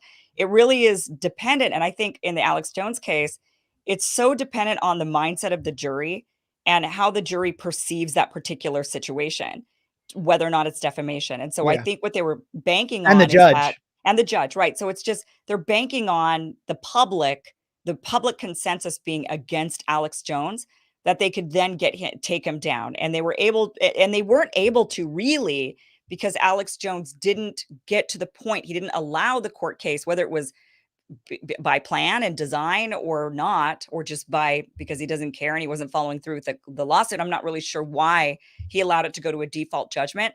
But now, he can credibly say, oh, they never found me liable for defamation. They found him liable for defaulting on the court case, not liable for defamation. That's very different. So, but this does lead, and people were cheering on Alex Jones being deplatformed. They were cheering on Milo Yiannopoulos being deplatformed. All these people that people thought were just way too extreme and too crazy. And then they did come for the rest of us. I mean, that is what happened. And in this situation, they're going after Alex Jones because Sandy Hook tugs at all of our heartstrings. And especially now we're seeing Uvalde, and it's like, oh my gosh, right? It's just heartbreaking, absolutely beyond heartbreaking. But they're using the same line of reasoning for things like you cannot claim any sort of anything going on with elections, right? It's off limits, not allowed to talk about it. So they're using this not just online. They could say, well, that's because this hurt these parents so bad. They were harassed. They received death threats, phone calls. People kept calling them liars, actors, and they were grieving their children. And so that was bad. And now you layer it with this other really terrible thing that they're going through. Okay, we can all sympathize with that. But then how do we justify that being then twisted and turned onto other things that don't have that consequence, like elections, talking like who's really harmed when somebody says, I'm not sure, right? Or I think this happened or that happened, right? Yeah, it's not the same. Jones made himself vulnerable with just bloviating an idiotic narrative about crisis actors and Sandy Hook, when what the real source of anger at him is January 6th and questioning the 2020 election, calling it a fraud. And if you actually watch InfoWars, they have this section, banned.video, where he constantly shows clips of Democrats calling Donald Trump an illegitimate president in 2016 and questioning, or correctly calling, George W. Bush's election in 2000 a complete fraud and a coup, and calling him the president-elect. I mean, the Supreme Court. But we are not questioning, we're on YouTube, right? We're not questioning any of the elections. No, there's no elections being questioned on this channel during this segment at this moment. I'm citing. You're not even allowed to do that. I'm citing elected. On this particular subject, they're more strict on anything than anything for whatever reason. Yeah, I mean, so yeah, I mean, I'm referring to someone citing elected Democratic officials questioning elections, but who knows if the algorithm or the AI will pick up the words I use and will get banned. I mean, at this point, you never know. And we had for the first time, a live stream removed, Aaron Mate and myself, on Paul Mason and his attempts to bully, defame, and harass us legally and otherwise. Exposing him, we were taken off by YouTube on the grounds of bullying and harassment. Oh my gosh. So you never know what's going to happen, and it makes me feel more inclined to just say what I really think. Yeah. But I mean, are we going to be banned for questioning the 2000 election where a recount was stopped in Florida and George W. Bush was selected by a 5-4 Supreme Court vote? Their new rules make it to where you're not allowed to question any of them. And I think this is what it all comes down to, is that we are in an era where the ruling elite are frightened of the population that they're supposed to govern, whose consent they're supposed to acquire in order to govern. Right. And so you constantly hear this narrative about sowing mistrust, that conspiracy theorists are sowing mistrust, but mistrust in who? It's mistrust in a class of people who are generally discredited and widely loathed, who never can walk among the masses. You hear Bill Gates constantly talk about the conspiracy theories about himself. Why does he think that he's going to be treated with trust when he is involved in so many in shaping so many historical events and boasts about it? Mm-hmm. And so you have especially a class in the US, which is it's more concentrated in the Democratic Party, but it spans both parties. It's the uniparty. They govern on behalf of the war state and the corporations, and they are threatened. January 6th was sort of a preview of their worst nightmare, which is that the population storms the halls of power and throws them out. Right. And so we haven't heard the end of it. And I think that's what this whole Alex Jones lawsuit is about. Yeah, and we'll see how this pans out. I mean, at this point, he's not really liable for, he's not going to have to pay $50 million or close to it, because Texas has a statute of limitations of how much you can actually cause a person to pay for punitive damages. So we'll find out what that is. And then he likely has insurance, which a lot of people don't know about. And that's never brought up in court. It can't be. It's not allowed to be brought up in court, whether or not a person has professional liability insurance against claims of like defamation.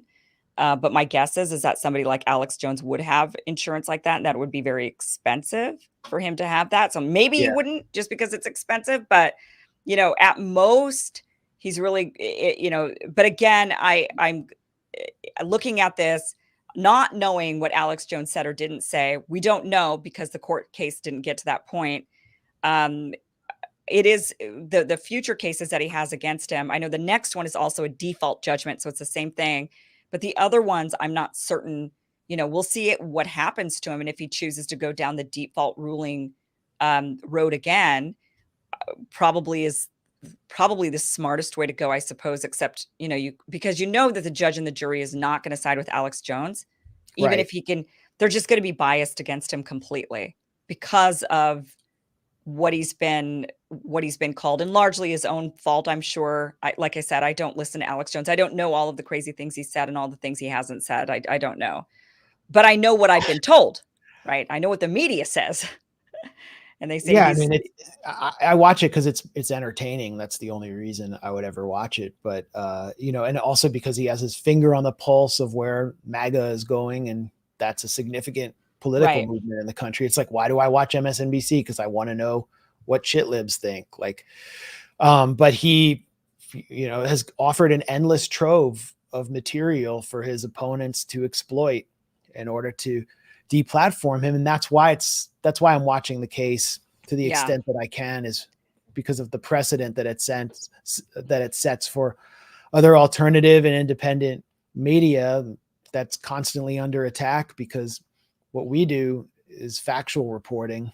Well, and they don't like that. I mean, look what they're doing to Julian Assange. Look what's happening to Alex Jones. I mean, and look what's happened to many of us who've been deplatformed, had incomes ripped away, all of that's gone on. It is definitely this concerted, effort against what they call misinformation and bad actors, traitors, like however they want to paint it. But it's all an attack on information and the ability to share that information freely with the American public, whether we be right or wrong. We need to be able to share information because they're wrong all the time. I mean, CNN, MSNBC, Fox, all of them are wrong all the time. The White House is wrong all the time. They are the leading disseminators of disinformation, misinformation, and what they now call malinformation. And they will never, ever host someone like Kim Iversen. They will never allow you on. So I thought, your run on the Hill on Rising was a really unique moment in contemporary American mainstream media. And there's still some people there that offer some critical perspectives, but I think yours was unique.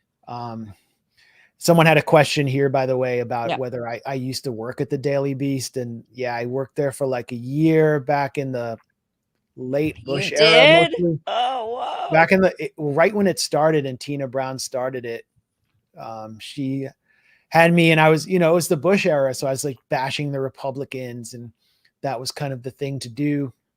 As soon as I shifted gears to Palestine, they just would come up with excuse after excuse not to publish my work. Oh, there were some legal issues there. And so I was out of there. I went and wrote my book, Goliath. And that was the last time I had really any affiliation with anything that could have been considered mainstream media, where I had a toehold there.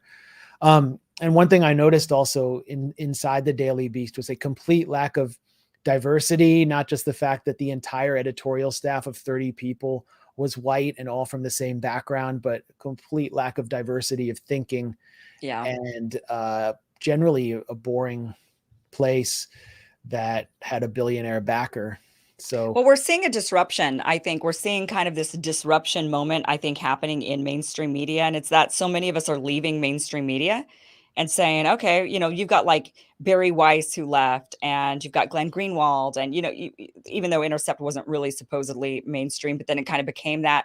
And so we're seeing this sort of shifting, this disruption going on, and people are following the people.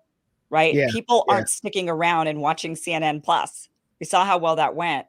So there is a shift. There is a disruption happening. And I wouldn't be surprised if in, even a decade from now, no one consumes mainstream news. They're all looking at these independent outlets, getting their information from a variety of sources. I think that's very likely.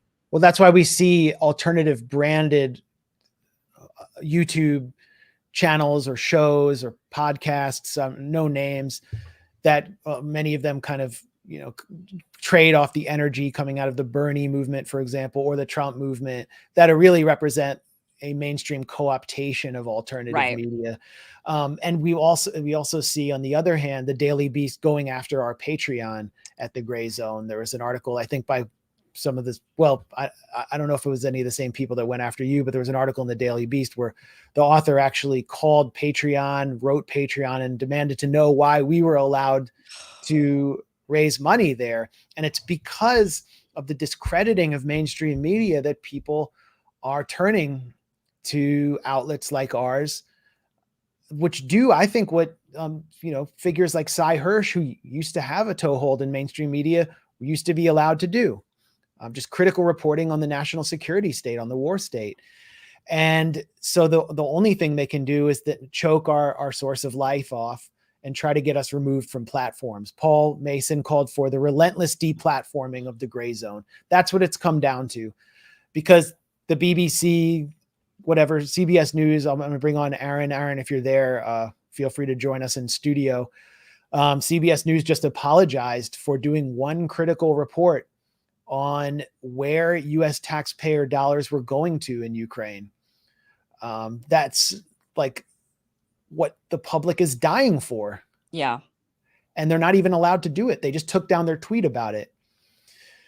So where can people find you, Kim, now that you're no longer with The Hill?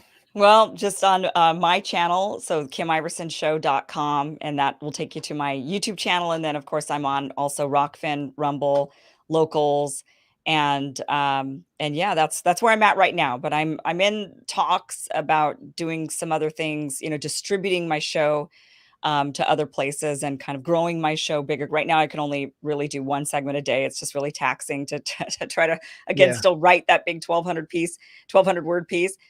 For me, but looking to expand and do more segments, bring on guests, stuff like that. Looking to do all of that, hopefully, as I get some resources to help me out. So yeah, that's where KimIversenShow.com for now. Well, thanks for joining us and being so generous with your time. I don't know how you did those daily radars at the Hill. I mean, that was a ton of work. It was a massive achievement.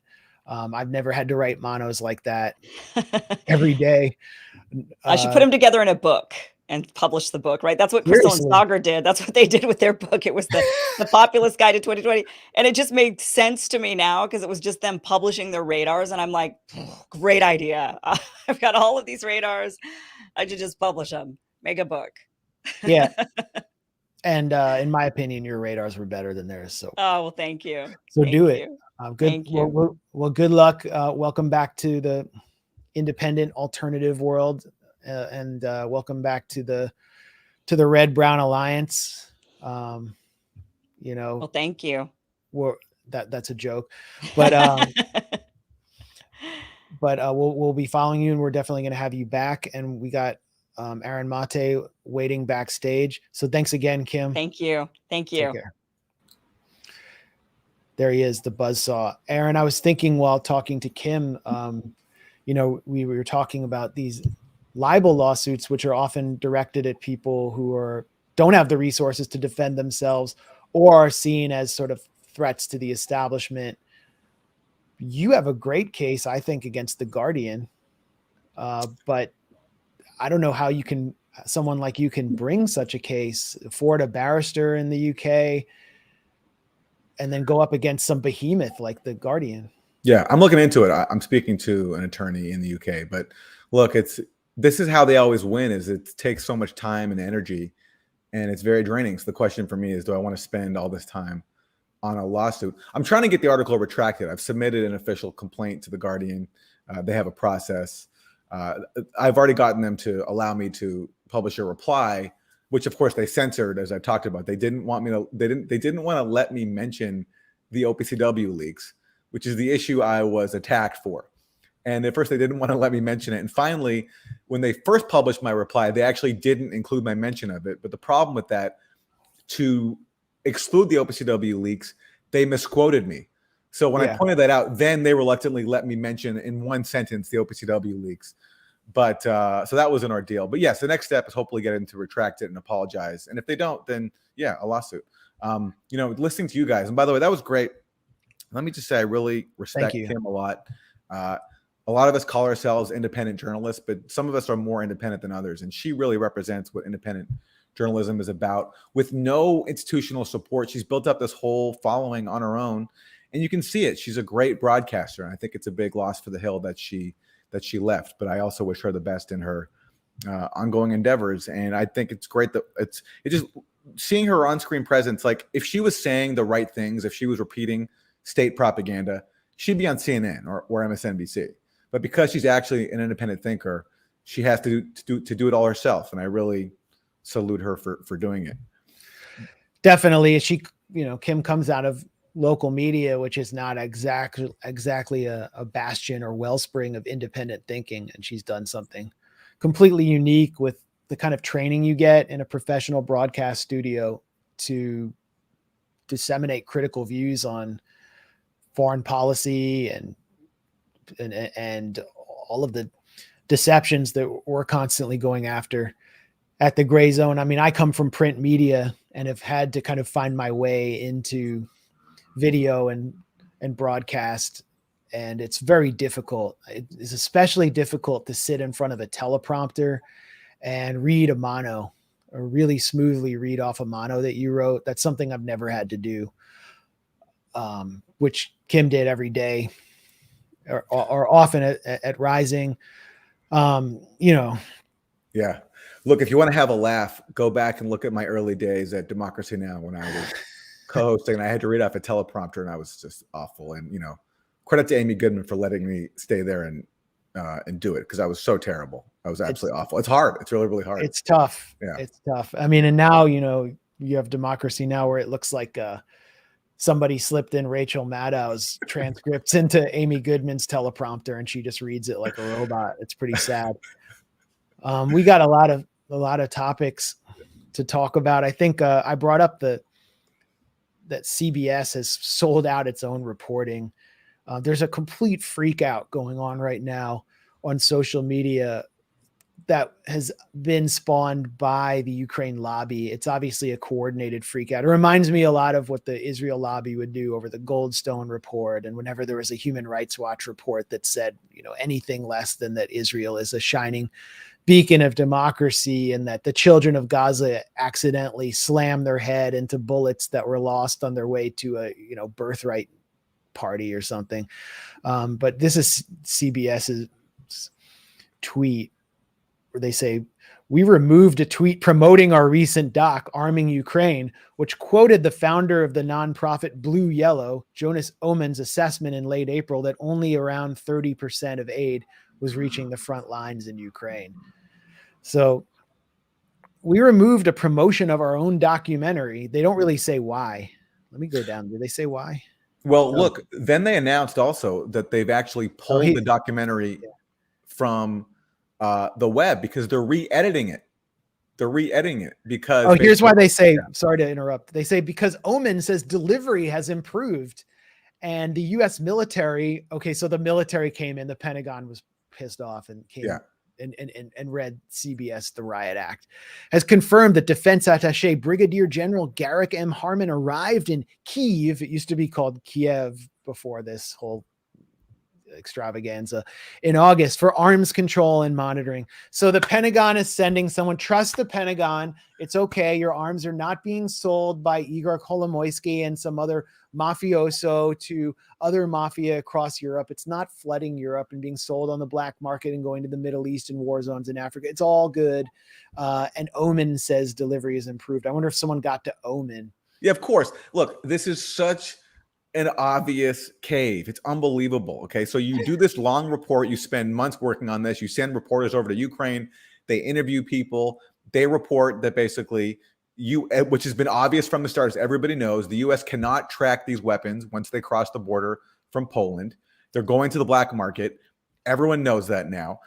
CBS reports on it. They face one day of social media backlash and obviously behind the scenes too, the Pentagon, whoever, and they cave and they pull the tweets and they pull the video. They re-edit the documentary, and their basis for that officially is that one of their sources told them that it's improved since then.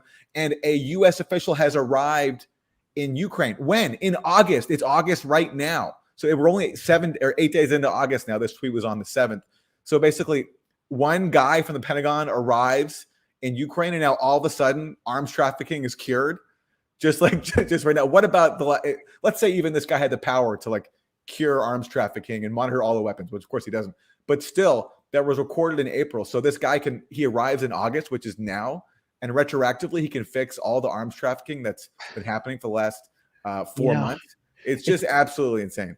It's just, the Pentagon sent a brigadier general there to monitor things. And, if only the Pentagon had someone there monitoring. I guess there was no monitoring going on, or there were just not enough brigadier generals around to monitor. So that's really the issue. And it's been solved, and CBS apologizes for investigating what is being done with tens of billions of dollars of American tax dollars, and issues a special apology to the ghost of Kiev and the spirit of Stepan Bandera. I think we should actually watch, because CBS removed the promotion for the documentary. We should, and they pulled the doc. They're re-editing it. They're recutting it, which I'm sure this has happened before, but it doesn't happen very often. So based on basically the Pentagon and angry blue checks on social media, they're re-editing their own documentary. So we do have a clip of it though. Yeah. All right. Here we go. Somebody saved it. In the past 2 months, we've moved weapons and equipment to Ukraine at record speed. Drones, grenade launchers, machine guns. We're seeing this incredible historic flow of weapons coming into Ukraine. Do we have any sense as to where they're going? We don't know. There is really no information as to where they're going at all. All this stuff goes to the border, and then kind of like something happens, it kind of like 30% maybe we just it's final destination. 30%? Are you concerned about weapons getting in the wrong hands? I don't care at all whether that happens. What sort of a unit do you control? He cares now. Can't say. Okay. They're like power lords, oligarchs, political players. One of the biggest targets are convoys like this transporting weapons.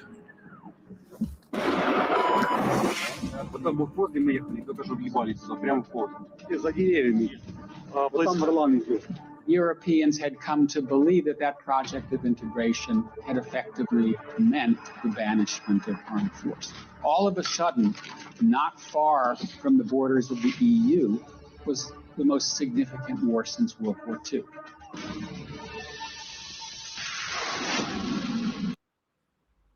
Censored, take it down. Our propaganda system works so beautifully. You have to admire it. There's no government official, decreeing officially take this down. It's just enough for some phone calls to be made and some blue checks to get mad on social media. That's enough to do the job. It works. Yeah. It works amazingly. Well, we've sent anti-corruption officials to Ukraine, and it's no longer the most corrupt country in Europe. Next. The Transparency International, which is backed by the U.S. State Department, ranks Ukraine, I think, the 9th most corrupt country in the world. And that's probably generous to Ukraine at this point. Yeah. So we've, Igor Kolomoisky has promised to clean up his act, and CBS has deleted its tweet. We've also got the freak out over Amnesty International. Yes, and let me say, the woman we saw interviewed in that clip, she's from Amnesty. So not only did Amnesty dare to speak out about how U.S. weapons aren't being tracked, but they also put out this report documenting something that is totally obvious from the start, as has also been extensively reported on, which is that Ukraine has been deliberately putting its military forces in civilian areas. This has been known for a very long time, but because Amnesty happened to document it, it elicited a very similar freakout. And Amnesty, like CBS, Amnesty hasn't retracted it, to their credit, but they did apologize. They apologized for the distress that their factual report caused, which is pretty amazing. How often do people apologize for facts? Well, Amnesty has produced over 40 reports on this current war that began on February 23rd, I believe, February 24th. And all 40 up until this point have pointed the finger at Russia and focused exclusively on Russian abuses.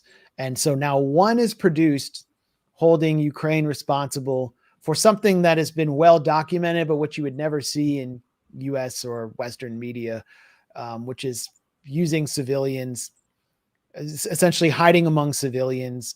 This was especially clear in Mariupol, where the state-backed Azov battalion was taking up positions in civilian apartment blocks, where civilians who were fleeing into Donetsk were complaining about what Azov did to put their lives in danger, talking about Azov firing on civilians, fleeing through civilian corridors. I mean, it was all out there. And so Amnesty finally does some report, and Zelensky denounces it. Let's watch. This is from your old haunt at Democracy Now! And so Zelensky really starts the freak out here. A report from Amnesty International finds Ukrainian forces are endangering the lives of civilians by establishing bases and operating weapon systems in populated residential areas, including in schools and hospitals. Amnesty says such fighting tactics violate international humanitarian law. The report drew an angry response from President Zelensky. Aggression against our state is unprovoked, invasive, and frankly terroristic. And if someone prepares a report in which the victim and the aggressor are allegedly the same in some way, if some data about the victim is analyzed, while something that the aggressor was doing at that time is ignored, then this cannot be tolerated. A new report from Amnesty International finds Ukrainian forces are endangering... That's it, yeah. Yeah, we don't need to hear any more of that. But by the way, look, the Amnesty report still accuses Russia of war crimes. So it's not as if it only focused on Ukraine. It's just the fact that it acknowledged that Ukraine is doing this, is putting its forces in civilian areas, which again is not breaking news. It's been documented from the start. There's one reporter in the Washington Post who reported it back in March. So that's at least one time it got out in the Western media. But otherwise, yeah, as you said, it's been completely buried. But here's Amnesty documenting it and getting attacked for it. And Amnesty, again, releases a statement saying they apologize for the distress that they've caused. I've never seen someone apologize for documenting crimes and facts before. That's and it's couched in the language of therapy and trauma. You know, we're sorry that Amnesty aims to be a safe space for all Ukrainians. They have this Ukrainian bureau at Amnesty, which consists of apparently like hardcore Ukrainian nationalists who issued one of the most pathetic reports I've ever seen. I actually don't have it up, but I'm sure I'm getting it right, where they aim to debunk or prove that Russia deliberately attacked the dramatic theater in Mariupol. And I did an analysis, an OSINT. I'm not like I hate OSINT. Anyone who says they're OSINT, really, most of them annoy me. But I did like an open source analysis using all available public information, as well as testimonies of witnesses to this explosion at the Mariupol Dramatic Theater, which was one of the first major events used to push for NATO direct intervention. And it looked pretty clear to me that the Azov battalion, which had been in charge of that theater, had carried out the explosion in order to push to save themselves, essentially, from imminent doom. There is certainly very little evidence that an airstrike hit it, but the narrative that Amnesty's Ukraine bureau tried to push was that Russia hit it with a targeted airstrike, despite kids being painted in the parking lot. I can go into the details, but Amnesty's report doesn't even claim to prove that. It said, we have consulted experts and it appears possible or likely that this is what happened. And they provided no conclusive evidence at all. So the work they were doing, even if you accept that Russia hit the dramatic theater, the way they were doing their work was extremely shabby. And they successfully compelled Amnesty International from within their Kiev bureau to apologize for this report. They denounced it from within Ukraine. And it's so obvious what they're doing there. They're just using human rights to try to drum up NATO intervention. They're using the human rights narrative. And that's what Human Rights Watch and Amnesty generally do whenever it comes to U.S. official enemies. Yeah, and then you see this procession of think tankers funded by the arms industry and NATO governments calling for blood, right? So not just the retraction of this Amnesty report, but also they want to see people fired. And there's apparently one member of the Amnesty board in Finland who had like Right, nothing to right, do with this right, report. right. And yet that there's this Twitter mob calling for that person's firing. And you just see how incapable these people are of addressing the facts. I mean, either this report is correct or it's not. And if you think it's incorrect, you can try to argue your case.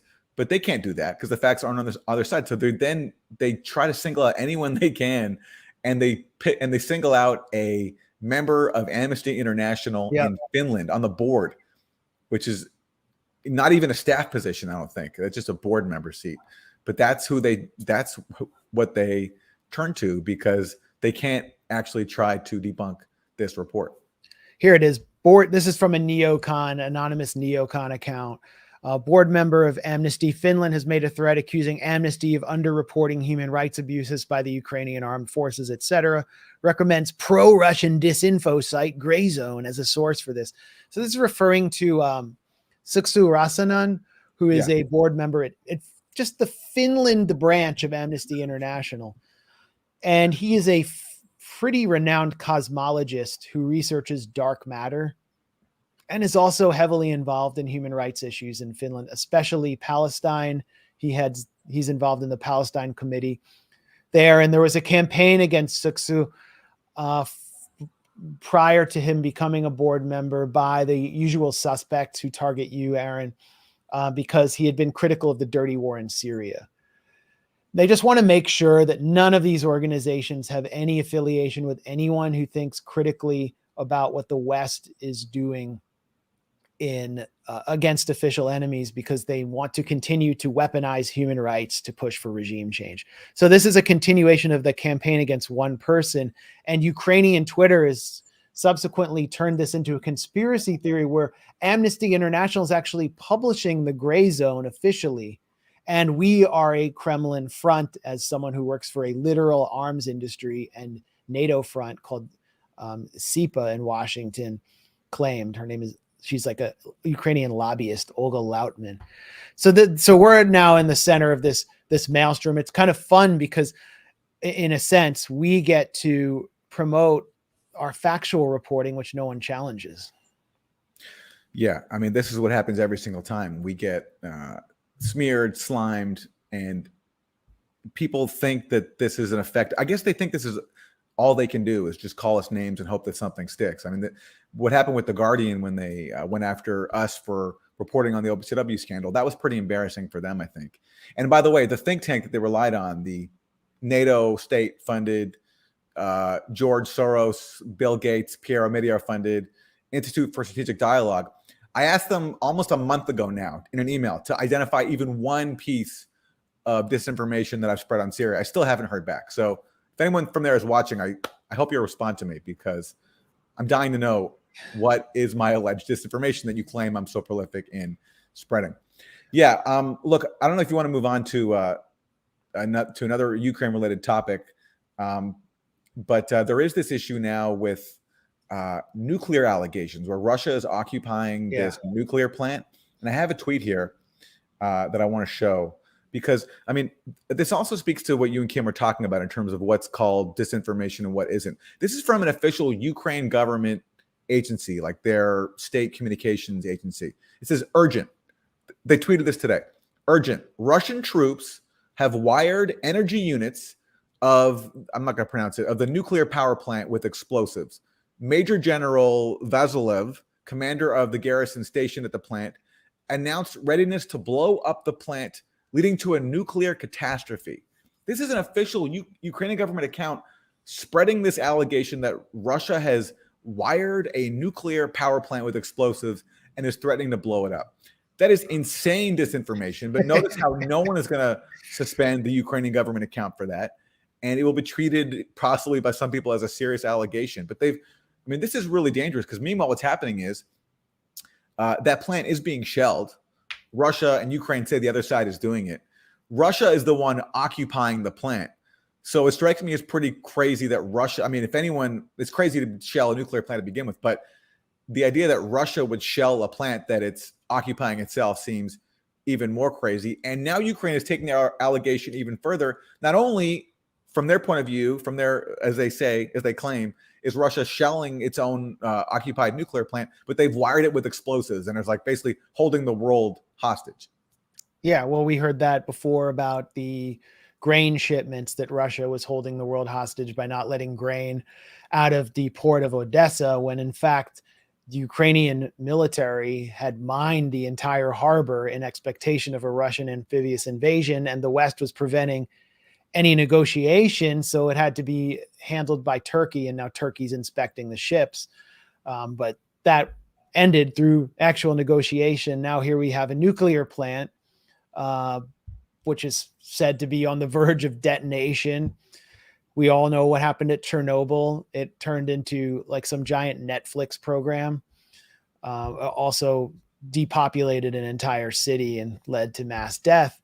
So the memory of Chernobyl is being exploited. And we were told early on that the nuclear plant at Zaporizhia was going to be attacked by Russia. But what in fact happened was early on, this was in early March, Russian forces took over the area around the plant and exchanged live fire with Ukrainian forces. But that was said to be a direct Russian attack on the plant in order to cause a nuclear explosion and kill all these Ukrainians.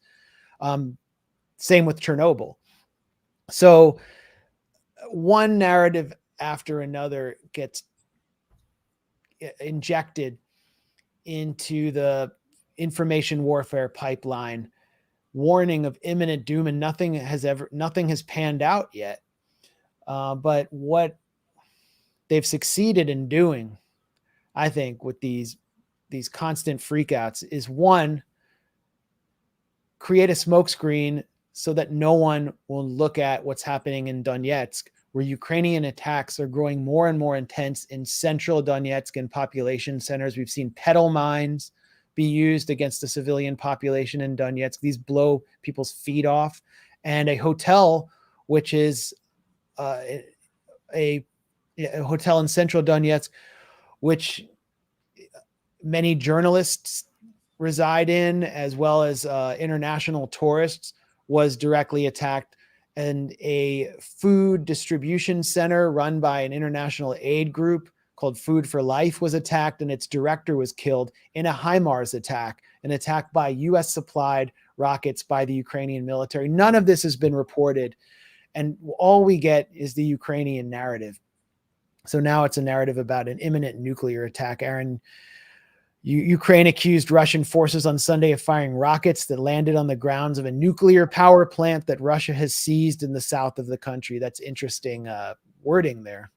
I mean, how do they expect anyone to believe that Russia is going to, I mean, first of all, shell a nuclear plant? That's just insane. But then shell a nuclear plant that Russia itself is occupying. It's just absolutely nuts. And luckily they can rely, though, on outlets like the New York Times, which this comes from, to take that allegation seriously. And they're probably going to, the Times and the Washington Post, I imagine, if I'm guessing, if I'm predicting, will probably settle on just, oh, we don't know. We don't know. The fog of war, it's hard to tell. And not just call this out as an outright Ukrainian propaganda operation. Well, we're supposed to be very concerned about Russia taking or occupying these nuclear plants and then triggering some kind of nuclear attack if things go wrong. However, when Russia takes over biolabs in Ukraine, they don't exist. And to speak of them is to engage in conspiracism. Yeah, and remember when there was a couple of days or maybe a week when the whole thing was that Russia was going to launch a chemical attack inside Ukraine? That was like the top headline, and everyone was worrying about that. And there was talk of that crossing a red line for Biden to intervene. What happened to that? It just kind of went away. Blinken and Linda Thomas Greenfield at the UN, weren't they? Yep. Warning that Russia would launch a chemical attack. Yep. Well, I don't know. Maybe the sarin never arrived to the Azov battalion. I mean, well, what's funny is Azov did lodge one allegation. They did. They actually said it looks like there's been a chemical incident in the city, and they reported some people suffering chemical symptoms. But I think whoever was going to help them out with that operation called it off because it didn't go very far and it just kind of disappeared. So Azov did actually try to make that allegation. It just didn't really pan out. And then everyone forgot about it. I think honestly what happened was they maxed out that deception in Syria. They've done it now so many times in Syria. And now there's so much countervailing evidence showing that these were false flags. In the case of Ghouta, the major incidents, Ghouta 2013, U.S. intelligence officials are on record saying we don't have the evidence and it's not a slam dunk, which was a deliberate reference to the Iraq War, as we know about plenty of other pieces of evidence from the reporting of Seymour Hersh, which, of course, as you talked about before, Sy had to go over to Europe to publish that story because he couldn't get that out here. And then, of course, because of the OPCW leaks and everything that's come out there. So I think they've just maxed out that deception in Syria. Yeah. And thanks in no small part to your work as the leading disseminator of disinformation on Syria, according to The Guardian. Yeah. Well, we have Lindsey Graham, who's a real warrior, who promised that I guess 2018 would be the year of offense back in 2017 when he visited the neo-Nazi Idar battalion. No, he visited Dnipro 1, another battalion, not Nazi, but sort of. And that was late 2016. So he was promising for Trump's first year in office, 2017 will be the year of offense. And he delivered. He absolutely delivered via Russiagate, because Trump was being called a Russian agent. So one great way to prove that he's not was to authorize weapons that Obama wouldn't even send after starting the whole thing with the 2014 coup. So Lindsey Graham has had every wish of his fulfilled. Yes. And so they got the year of offense. Lindsey Graham then got the Ukraine proxy war. And now he seems to want a two-front proxy war over Taiwan, if not a hot war. And he's seated here on CNN with Dana Bash, who is her name, her given name is not Bash. I should point this out. The CNN host adopted the name Bash after she married the then CIA chief of staff, who is the former Pentagon chief of staff, Jeremy Bash, who I believe is now a contributor at MSNBC. Yeah. And Lindsey Graham seated next to Richard Blumenthal, no relation to me, known as Danang Dick by Donald Trump for cooking up a story about how he got his Purple Heart. But, we can at least say Lindsey Graham and Richard Blumenthal are veterans of the military. They're not total chicken hawks, but let's just watch what he's saying. But he's reaching across the aisle to the other section of the Uniparty to praise Nancy Pelosi for her trip on Taiwan and to essentially clamor for another year of offense. And you want to skip to 123 The region here is next. very much on edge. China fired missiles over Taiwan for the first time. We do in Ukraine. Amen. And that's why we need to send more during its counteroffensive. That's why we need to provide more humanitarian assistance to Ukraine and stronger sanctions. It's not My only non-relative the is state calling sponsor of for terrorism. all kinds President of can weapons in conduct Ukraine, foreign but let's policy. skip ahead If a little. necessary, we can change the statute to adopt this stance voluntarily, and he hasn't taken it off the table on the state sponsor of terrorism. Is this an area where you actually agree with Speaker Pelosi? Yeah, she should have gone. I'm glad she went. If she hadn't gone, what would that have sent signal to the Iranians and the Russians? I want to build on what Dick just said. One thing affects the other. Why does anybody care about Taiwan? 90% of the high-end chips for refrigerators, the F-35 and cars are made in Taiwan. How would you like the Chinese Communist Party to own that whole market? We need supply chain break from China. So Taiwan's important to us economically. The last guy that tried to rewrite the map of Europe by force was Adolf Hitler. It threw us into a major war. This is a land war in Europe in 2022, and the Ukrainians can win this thing with our support. So here's what I want China to know. Putin made a big miscalculation. Almost 6 months into this war, Ukraine is bloodied, but still standing unbowed. NATO is bigger, not smaller. The International Criminal Court is coming after Putin and his cronies, and we're going to strangle the Russian economy as long as they're the largest state sponsor of terrorism. So if you want to receive what Putin did, try to go into Taiwan. They're going to fight to the last man in Taiwan. Bob Menendez and myself, and I think Senator Blumenthal will help us have new legislation to give more economic support to Taiwan, more military support, and to sanction China for cyber attacks on this democracy called Taiwan. The right response is to push back against a bully, not cower.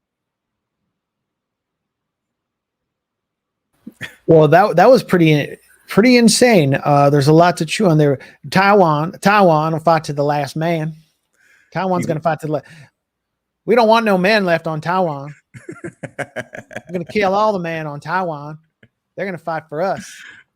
No more men. And Russia's economy is going to be destroyed. It just hasn't happened yet for some reason. The ruble's doing pretty well. I mean, he's trying to put a very rosy picture on what's happening. Oh, and I love how he supports the International Criminal Court now.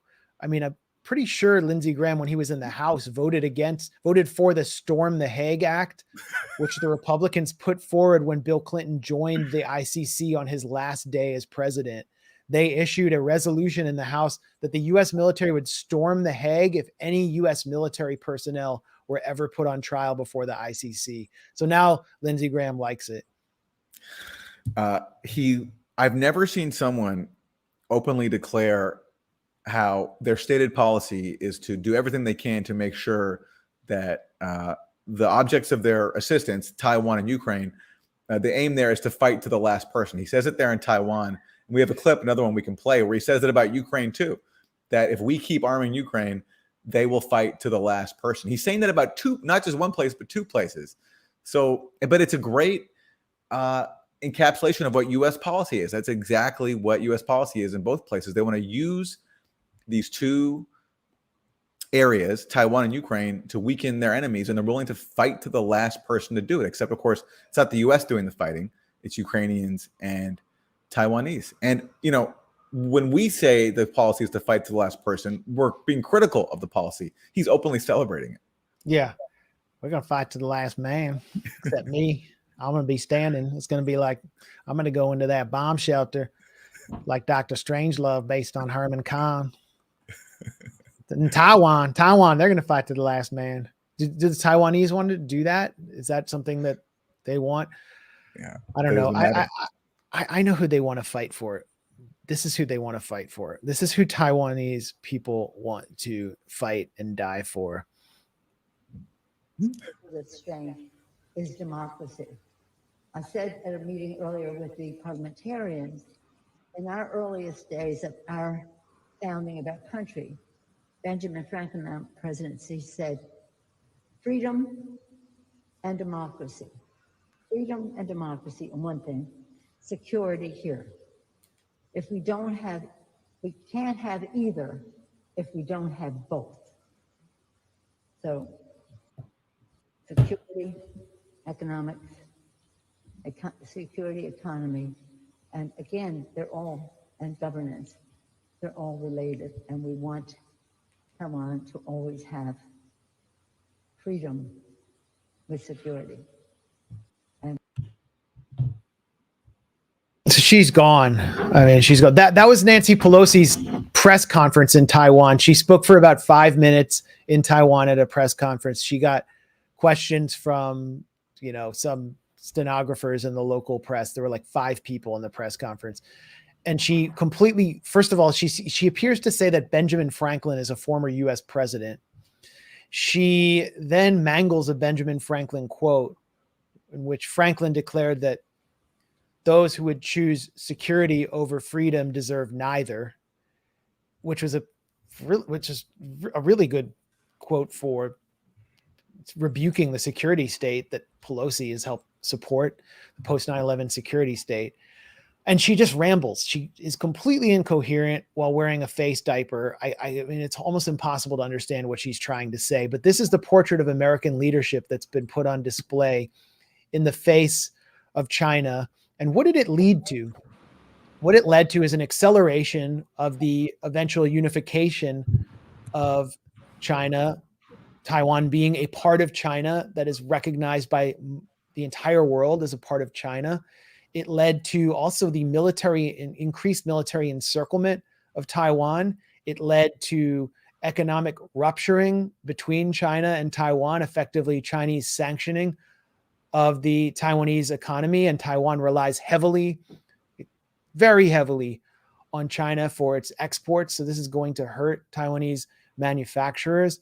And it also has led to effective Chinese sanctions on the U.S. and a complete breakdown in diplomatic communication between Beijing and Washington, which was something that was always there during even the height of the Cold War. And this was brought on by someone who can barely finish a sentence, the San Francisco-based ice cream connoisseur who is fleeing from her husband's insider trading allegations to launch another proxy war with the full support of the Senate GOP and the Senate Democrats, and absolutely no pushback from anyone among the House Democrats, even the so-called progressives like Ro Khanna or AOC or other members of the squad. In fact, Ilhan Omar, in one of the most cringeworthy tweets I've ever seen yesterday, touted her endorsement from Nancy Pelosi. So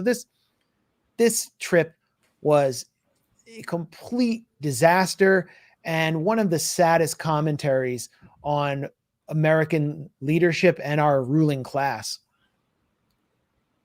You know, and we should maybe pull up that Ilhan Omar tweet of her touting an endorsement from Nancy I'm going to find it. I mean, it really needs to be seen because it's like, it's something that you would think like any sentient being would see as mockable, but she thought that it was something to be proud of.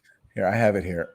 And I was thinking, if you know someone in your life who's thinking about getting into progressive politics and you wanted to, for some reason, discourage them, make them not do it, I would just print out this tweet right here from Ilhan Omar and show it to them. And I think that would do the trick. Look at this. Can you scroll down a little? Oh, yeah. So she says, proud to have the support of our Speaker Pelosi. Together, we've been able to secure millions of dollars for the 5th District and pass dozens of bills through the House to protect abortion rights, curtail police misconduct, and stem the tide of the climate crisis. And so, yeah, I mean, why would you choose Nancy Pelosi in her kente cloth? Like, that's the most mockable shit ever. Unless she's doing a bit, unless it's like ironic and she's doing a bit, then it'd be hilarious. But she's not doing a bit, unfortunately. Well, I mean, since we brought up Ilhan Omar, you know, it's interesting what's happening to her in her district. This is someone, Ilhan Omar, who came into office with the promise of being an actual anti-war member of Congress, who comes from a district that is majority Somali American, people who faced a heavy amount of FBI monitoring, a lot of like police no-knock raids as well. The Minneapolis area has a lot of progressive activism, and she had some good staff members early on who some of them seem to have been pushed out. They were actually, you know, engaging with alternative media and anti-war outlets to try to, you know, push back. Back in 2017, all that's kind of over. And Ilhan Omar was recently booed at a Somali singer's concert in her district by her Somali constituents.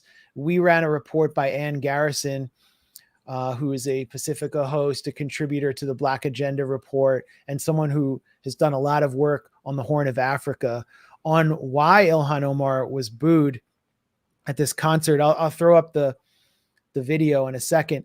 But what's really interesting was, well, here we go. We might as well watch it.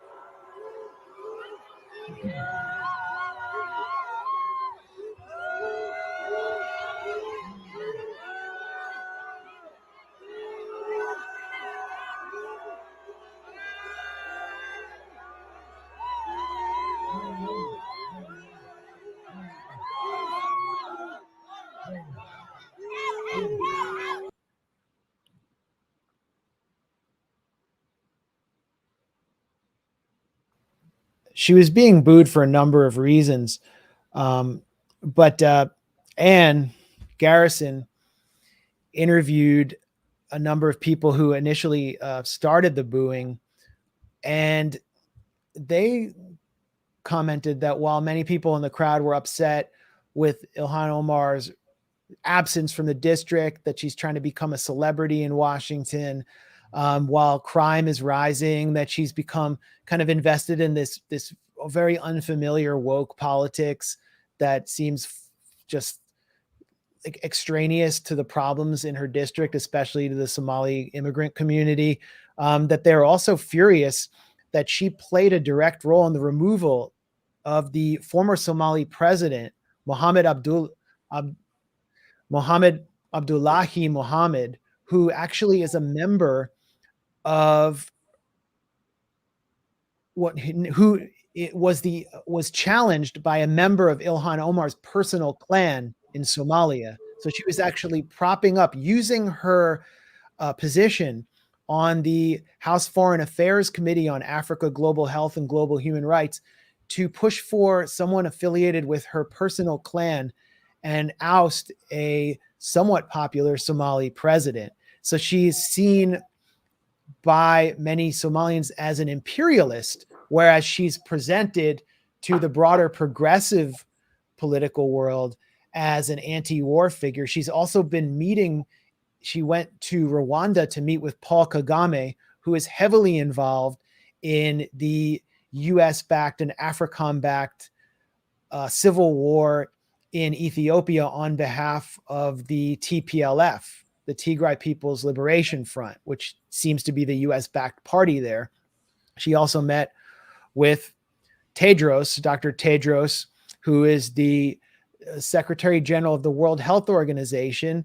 And this is a figure who is abusing his position at the World Health Organization to lobby for UN support. The World Health Organization is at the UN to lobby for UN support for his personal clan, the TPLF, against the Ethiopian government in Addis Ababa. Dr. Tedros is a leading figure in the TPLF. So Ilhan Omar is involved in imperial actions in the Horn of Africa, and that is part of what started the booing, according to many activists who are involved, who Ann Garrison interviewed. Read our article at the Grayzone. It's really fascinating because you'll see a totally different picture of someone who's touted as one of the most progressive members of the progressive squad. Then we also have Aaron Charles Booker, who has positioned himself as the pro-war candidate in his campaign for Senate against Rand Paul, calling Rand Paul a Putin puppet because Rand Paul has been one of the few senators opposing escalation in Ukraine. And he's a figure who would be part of the squad if he ever made it into Congress. Yeah, I mean, and look at we've talked about this, no need to beat a dead horse, but the squad voting unanimously to fund the Ukraine proxy war. They voted for every single bill so far, the Lend-Lease Act, the $40 billion. Recently, they voted to expand NATO, and not just to expand NATO, but to call on NATO member states to meet the 2% pledge of spending 2% of their GDP on the military-industrial complex. Who was a big champion of that cause? A guy named Donald J. Trump. That was one of his big campaigns, was to get everyone in NATO to spend at least 2% on their military-industrial complex. And here's the squad joining with Trump to urge NATO states to do just that. And these are supposedly progressives. And, and this could be a good transition to talking about what's going on in Gaza. But I think it was Ali Abunimah who made this point of the electronic intifada, where Ilhan, has previously spoken out about Palestinian rights and has taken some heat for that. Well, with this current round of Israeli attacks on Gaza, as far as I know, nothing so far. She hasn't said anything. And that could be related to the fact she's now in a primary re-election campaign or something. I don't know. Are you talking about Ilhan Omar? Yeah. Yeah. Well, she's going to win. She's faced challenges exclusively from Republicans. I don't think anyone's primarying her. She's going to win, but what we concluded in our reporting at the Grayzone is that she will win by lower margins than her predecessors in one of the most solidly blue districts in the country, a completely gerrymandered district. So she's lost a lot of support among her own base, which is, there aren't that many Republicans there. And right. And now apparently, I haven't seen her say anything about Gaza, which I think is telling, because that's at least one of the few issues that she was good on. Yeah. And now, Israel commits another round of massacres, kills children with U.S.-made weapons, with U.S. support, and nothing. Yeah. Yeah, we haven't heard much from anyone on Gaza, and I think that speaks to the fact that the Gaza Strip is not a U.S.-backed entity on the frontier of Russia filled with white people. Here's what's been happening in Gaza.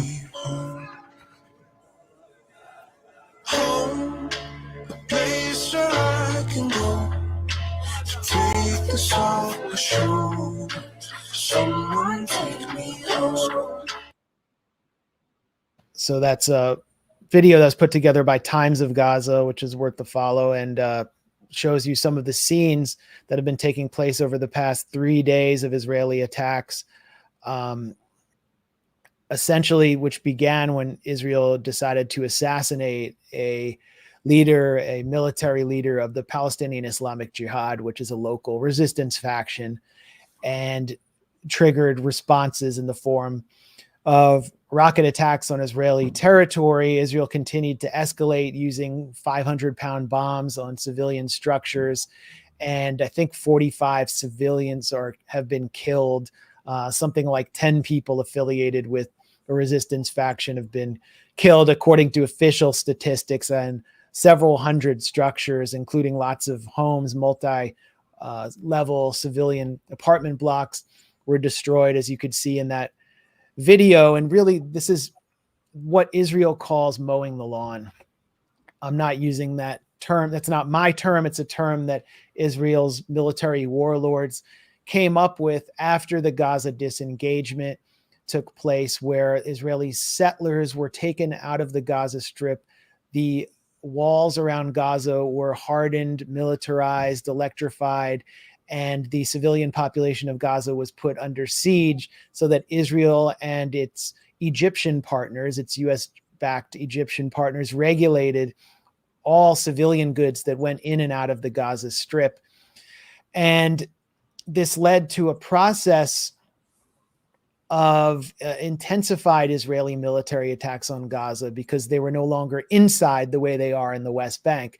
You don't see Israel using its air force in cities in the West Bank because they can send their soldiers in or use the Palestinian Authority, which is the puppet authority, their occupation subcontractor in West Bank cities. That's what they previously had in the Gaza Strip until Hamas, which was actually elected at that time, took over. And so since then, Israel has enacted various military campaigns, mostly relying on its air force. It really fears sending infantry in because every time they've done so, they've lost, for them, what are large numbers of men, including officers, to the resistance factions, which are pretty good fighters. And they focused their attention on the civilian population and started calling it mowing the lawn. The idea is to treat the civilian population as blades of grass that can be thrown up against the Israeli military lawnmower and brought down to size every few years in order to demoralize the civilian population, in the hope that it will at some point turn on the resistance faction, stop supporting them, and start calling for some kind of vassal like the Palestinian Authority to return to power so that these brutal attacks stop. I mean, it really is a direct and explicit open doctrine of attacking the civilian population in Gaza. There was a ceasefire, so fortunately the attacks have stopped, but we saw the brutality of the Israeli military on display and very little noise about it, especially in Washington. And I think the hypocrisy was very clear for Palestinians after seeing the amount of outrage and manufactured outrage from the West and from people in Washington over Ukraine. And Gaza, let's remember, is the site of one of the greatest mass protests in history. I think it's fair to say the Great March of Return, 2018 and 2019, every single week going up by the thousands just to protest for their basic rights, to protest for an end to the Israeli blockade, for the right to return to their homes from which their families were expelled in 1948 and now colonized by Israel, stolen by Israel. And what happened? They were gunned down. These nonviolent protests were gunned down by Israel using US-made weapons. And the world shrugged. And people wonder why Palestinians fire rockets, after the whole world just yawned as nonviolent protesters were gunned down in huge numbers. And they kept coming back week after week, which is just unbelievable. I mean, the bravery there, resilience is just it's beyond words. And then the world just forgets about it. And going back to you and Kim were talking before about how easily people throw out the term genocide when it comes to official enemies. Russia's committing genocide in Ukraine, China's committing genocide in Xinjiang. No one would dare call what Israel does to Palestine a genocide, even though it's killed tens of thousands of people and keeps an entire people under this cruel blockade and occupation. And the same people, even on the left, who talk about how we need to support the right of resistance, so that's why we have to arm Ukraine. No one would ever advocate. None of these people would ever advocate arming Islamic Jihad or Hamas. And it speaks to the hypocrisy you're talking about. Yeah, I'm really glad you brought up the March of Return, because this was an attempt by Palestinians, including the resistance factions who supported this, the armed resistance factions, to demonstrate to the world that Palestinians wanted to resist without weapons. And unfortunately, it became too much to bear. When I was in Gaza last, it was early 2018, and I saw the beginnings of the Great March of Return. And basically young men were going to the wall that kept them in their open air prison and maintained them as surplus humanity, and attempting to go through this buffer zone that Israel was maintaining from the other side of the wall and protest and wave Palestinian flags and burn tires and throw rocks. And they would get sniped at. Israel would shoot tear gas at them. And ultimately, Hamas would send out its armed faction and its police to remove those men, because they didn't want to escalate with Israel, because Israel would say, if you keep sending them, we're going to escalate. Eventually, they decided to do the Great March of Return. And what wound up happening was thousands and thousands of young men were shot by Israeli snipers. You saw right there, Walid Mahmoud, he's a video journalist and activist from one of the border communities that has been devastated by Israeli attacks. It's called Hosea, to the east of Khan Yunis. He's showing a protester getting sniped in the head, killed. We saw journalists wearing TV vests being sniped, and thousands of young men were shot in their legs, crippled for life by the Israeli military. They kept coming back until Gaza's authorities had to basically say enough. And that was Israel sending the message that if you try to protest us without weapons, we will not tolerate it and we will kill you anyway. So what do you have to lose by using rockets and actually resisting us militarily, which is what we saw next in Gaza, where in a more extended escalation, or what could have even been called a war with Israel, the resistance factions really showed their stuff and managed to maintain sustained rocket fire over Tel Aviv, and led at one point to the Iron Dome system, which is funded by US taxpayers, being broken. They essentially ran out of rockets, and the rockets from Gaza kept coming. So, that's what they get for trying to march into the Israeli bullets. And that's what Israel gets for refusing to negotiate or give them anything in return.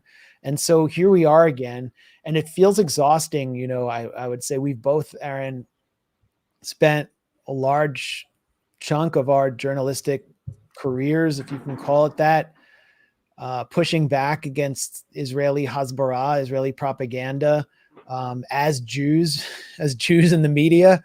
It wasn't always rewarding to be attacked constantly. It was a lot like the attacks we get over Syria and Ukraine. Now it's a little bit easier. There's more space within the progressive world, but it doesn't feel like there's been much change on the ground. The situation feels as desperate as ever, and it often gets exhausting. Yeah, and now some of our progressive colleagues are joining with the Israel side in the Syria dirty war, while still thinking they care about Palestinian rights, which is I never understand how someone can not see the contradiction there. You are taking Israel's side in the Syria dirty war. Israel funded the quote unquote rebels, armed them, has bombed Syria every single week, attacked its airport recently. Somehow, though, you think there's no contradiction between claiming you support Palestinian rights and opposing Israel, and being 100% on Israel's side as it tries to destroy a state that has historically backed Palestinian resistance. It's amazing how people don't make that connection. No, well, we've talked about it a lot here at the Grayzone, that the Syria issue divided and fragmented the Palestine solidarity movement in the West at a time when it was really at its height, around 2015, 2016. Yeah. It was completely shattered.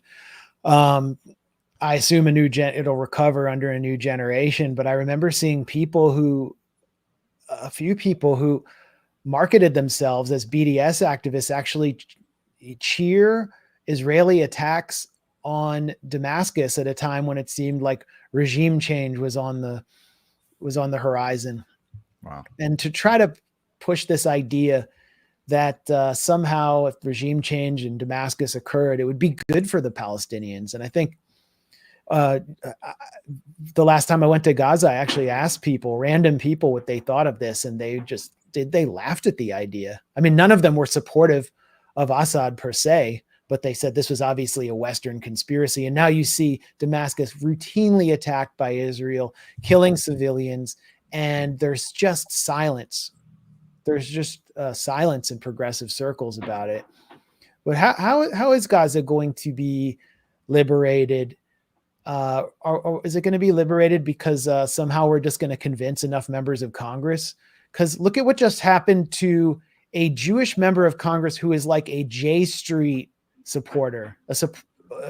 He wasn't pro BDS. Andy Levin, he was a Jewish Democrat, and he was just destroyed in a primary election in Michigan because AIPAC spent $3 million to defeat a Jewish member of Congress. The Israeli lobby spent $3 million to support a Gentile who pledged total fealty to Israel and took him out. So what hope do we really have in Washington of doing anything if that's, I mean, the Israel lobby is really reasserting itself right now in Washington.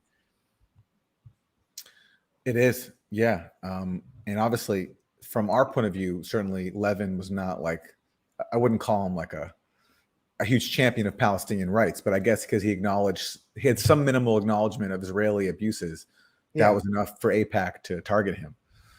He called for withholding aid over settlements or something. Okay. And I understand he was pretty good at yoga too. I mean, I really, I just love the Democrats these days. They're so good at being the biggest cartoons in the eyes of Republicans possible. This is Andy Levin in his office, and behind him is the Two-State Solution Act.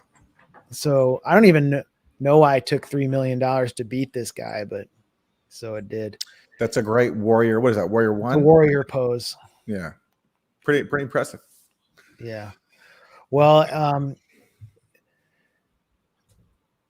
I think that we should probably wrap up now. I had about 700 comments in the chat about 15 minutes ago of people encouraging others to go watch Jimmy Dore. We're encroaching on a Jimmy Dore live stream right now. I think we're doing pretty well still. Oh yeah, this is pretty good considering who we're up against. So thanks to everyone who stuck around. You are Grayzone loyalists, so that's great to see. I'm surprised to see this many people. Yeah, no, this was a good stream, and we haven't been around for we haven't had a stream in like 2 weeks, but we'll be doing them more often now. I was on the road, and I'm back in the swamp for now. There's a lot we didn't get to. So, if you want to do another segment, I got like 10 minutes. Well, should we just go out with a Roger clip? Definitely. Yeah, I forgot about that. It's down there below. I don't want to, which we'll talk about next time. Yeah. Let me put up a different Roger clip than the one.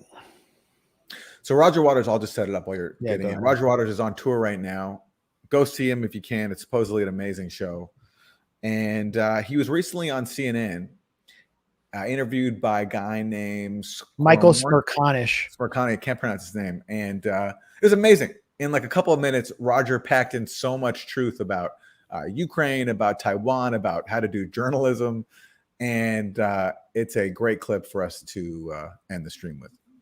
Yeah, as I said here in my tweet, it's the first time I've seen on CNN a guest just take to the woodshed one of the network's jingoistic half-wits in such a short amount of time on Ukraine and Taiwan. And it just happened to be a rock star, Roger Waters, who is like one of the few celebrities and rock stars who has not sang or met with Zelensky.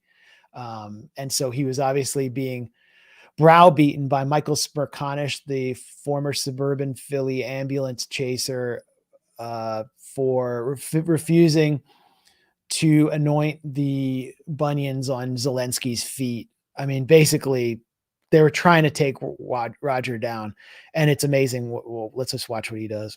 Well, it's fueling the fire in the Ukraine for a start. That is a huge crime. Why won't the United States of America encourage Zelensky, the president, to negotiate, obviating the need for this horrific, horrendous war that's killing? You're blaming. We don't know that many Ukrainians. But you're blaming the party that got invaded. Come on, you've got it reversed. No, well, that's you know, any war. When did it start? What you need to do is look at the history, and you can say, well, it started on this day. You could say it started in 2008. Okay, it's basic. This war is basically about the action and reaction of NATO pushing right up to the Russian border, which they promised they wouldn't do when Gorbachev negotiated the withdrawal of the USSR from the whole of Eastern Europe. When you say this, then I have to say, what about our role as liberators? You of all people, you have no role as liberators. World War II. World War II. You got into World War II because come on, Pearl Harbor. Pearl Harbor. You were completely isolationist until that sad, that devastating. I would argue we were always in, going to get in, and that pushed us in. But thank God the United States got in, right? You lost your father in World War II. Thank God the United States. But thank God the Russians had already won the bloody war almost by then. Don't forget, 23 million Russians died protecting you and me from the Nazi menace. Hey, and you would think the Russians would have learned their lesson from war and wouldn't have invaded Ukraine. Well, you with all your reading, I would suggest to you, Michael, that you go away and read a bit more and then try and figure out what the United States would do if the Chinese were putting nuclear armed missiles into Mexico and Canada. The Chinese are too busy encircling Taiwan as we speak. Okay? They're not encircling Taiwan. Taiwan is part of China. And that's been absolutely accepted by the whole of the international community since 1948. And if you don't know that, you're not reading enough. Go and read about it. Okay.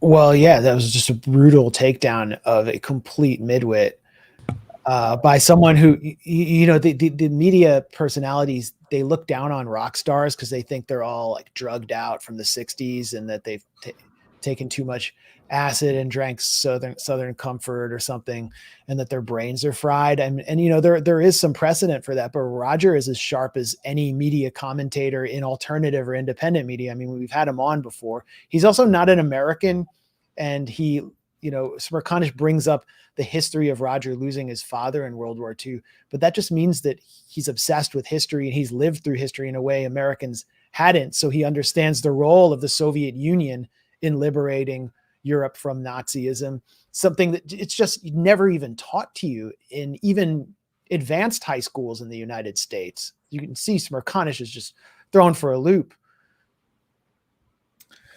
That was a masterful performance. I can't wait to see Roger live. But that was amazing. That was well. We're gonna have Roger on at some point in the future. I know he's down for it, but he's on tour right now. I mean, he's hitting like every city in the US. I don't know how he's 78 years old. I can barely like muster up like a 5-city book tour if I'm allowed to do it. I remember I did 13 cities in the UK and I was like a mental patient by the end, but Roger's doing like Pittsburgh, Columbus, Ohio. He's doing like mid-level US cities. He's doing like 2 or 3 nights. And how many nights is he doing in New York? He's doing 2 nights at Madison Square Garden. Yeah, I mean, he's a machine, and we'll see him in DC. At every Roger Waters show in the United States, there's been a table for Assange, of Assange activists, and that's something that he's actively platforming on stage. And right now, Randy Credico, who is probably the leading force keeping Assange's name lifted up in the United States, or one of the leading forces. It has a billboard, a mobile billboard campaign going around Washington, D.C., and he is at outside the Lady Gaga concert right now at National Stadium. So thank you, Randy, for all you do. You're exactly right. When everyone was trying to forget about Assange, Randy fought so hard to keep him on our minds. So very grateful to everything Randy does. Right on. And what else? The Inflation Reduction Act, 87,000 new tax collectors to make sure that you continue to pay for HIMARS and javelins to Ukraine. So a lot of big things to celebrate this week. Aaron, thanks for stopping in on us, and everyone can go safely watch Jimmy Dore without feeling guilty now. We won't encroach on his territory again until we do. Peace. Peace, everybody.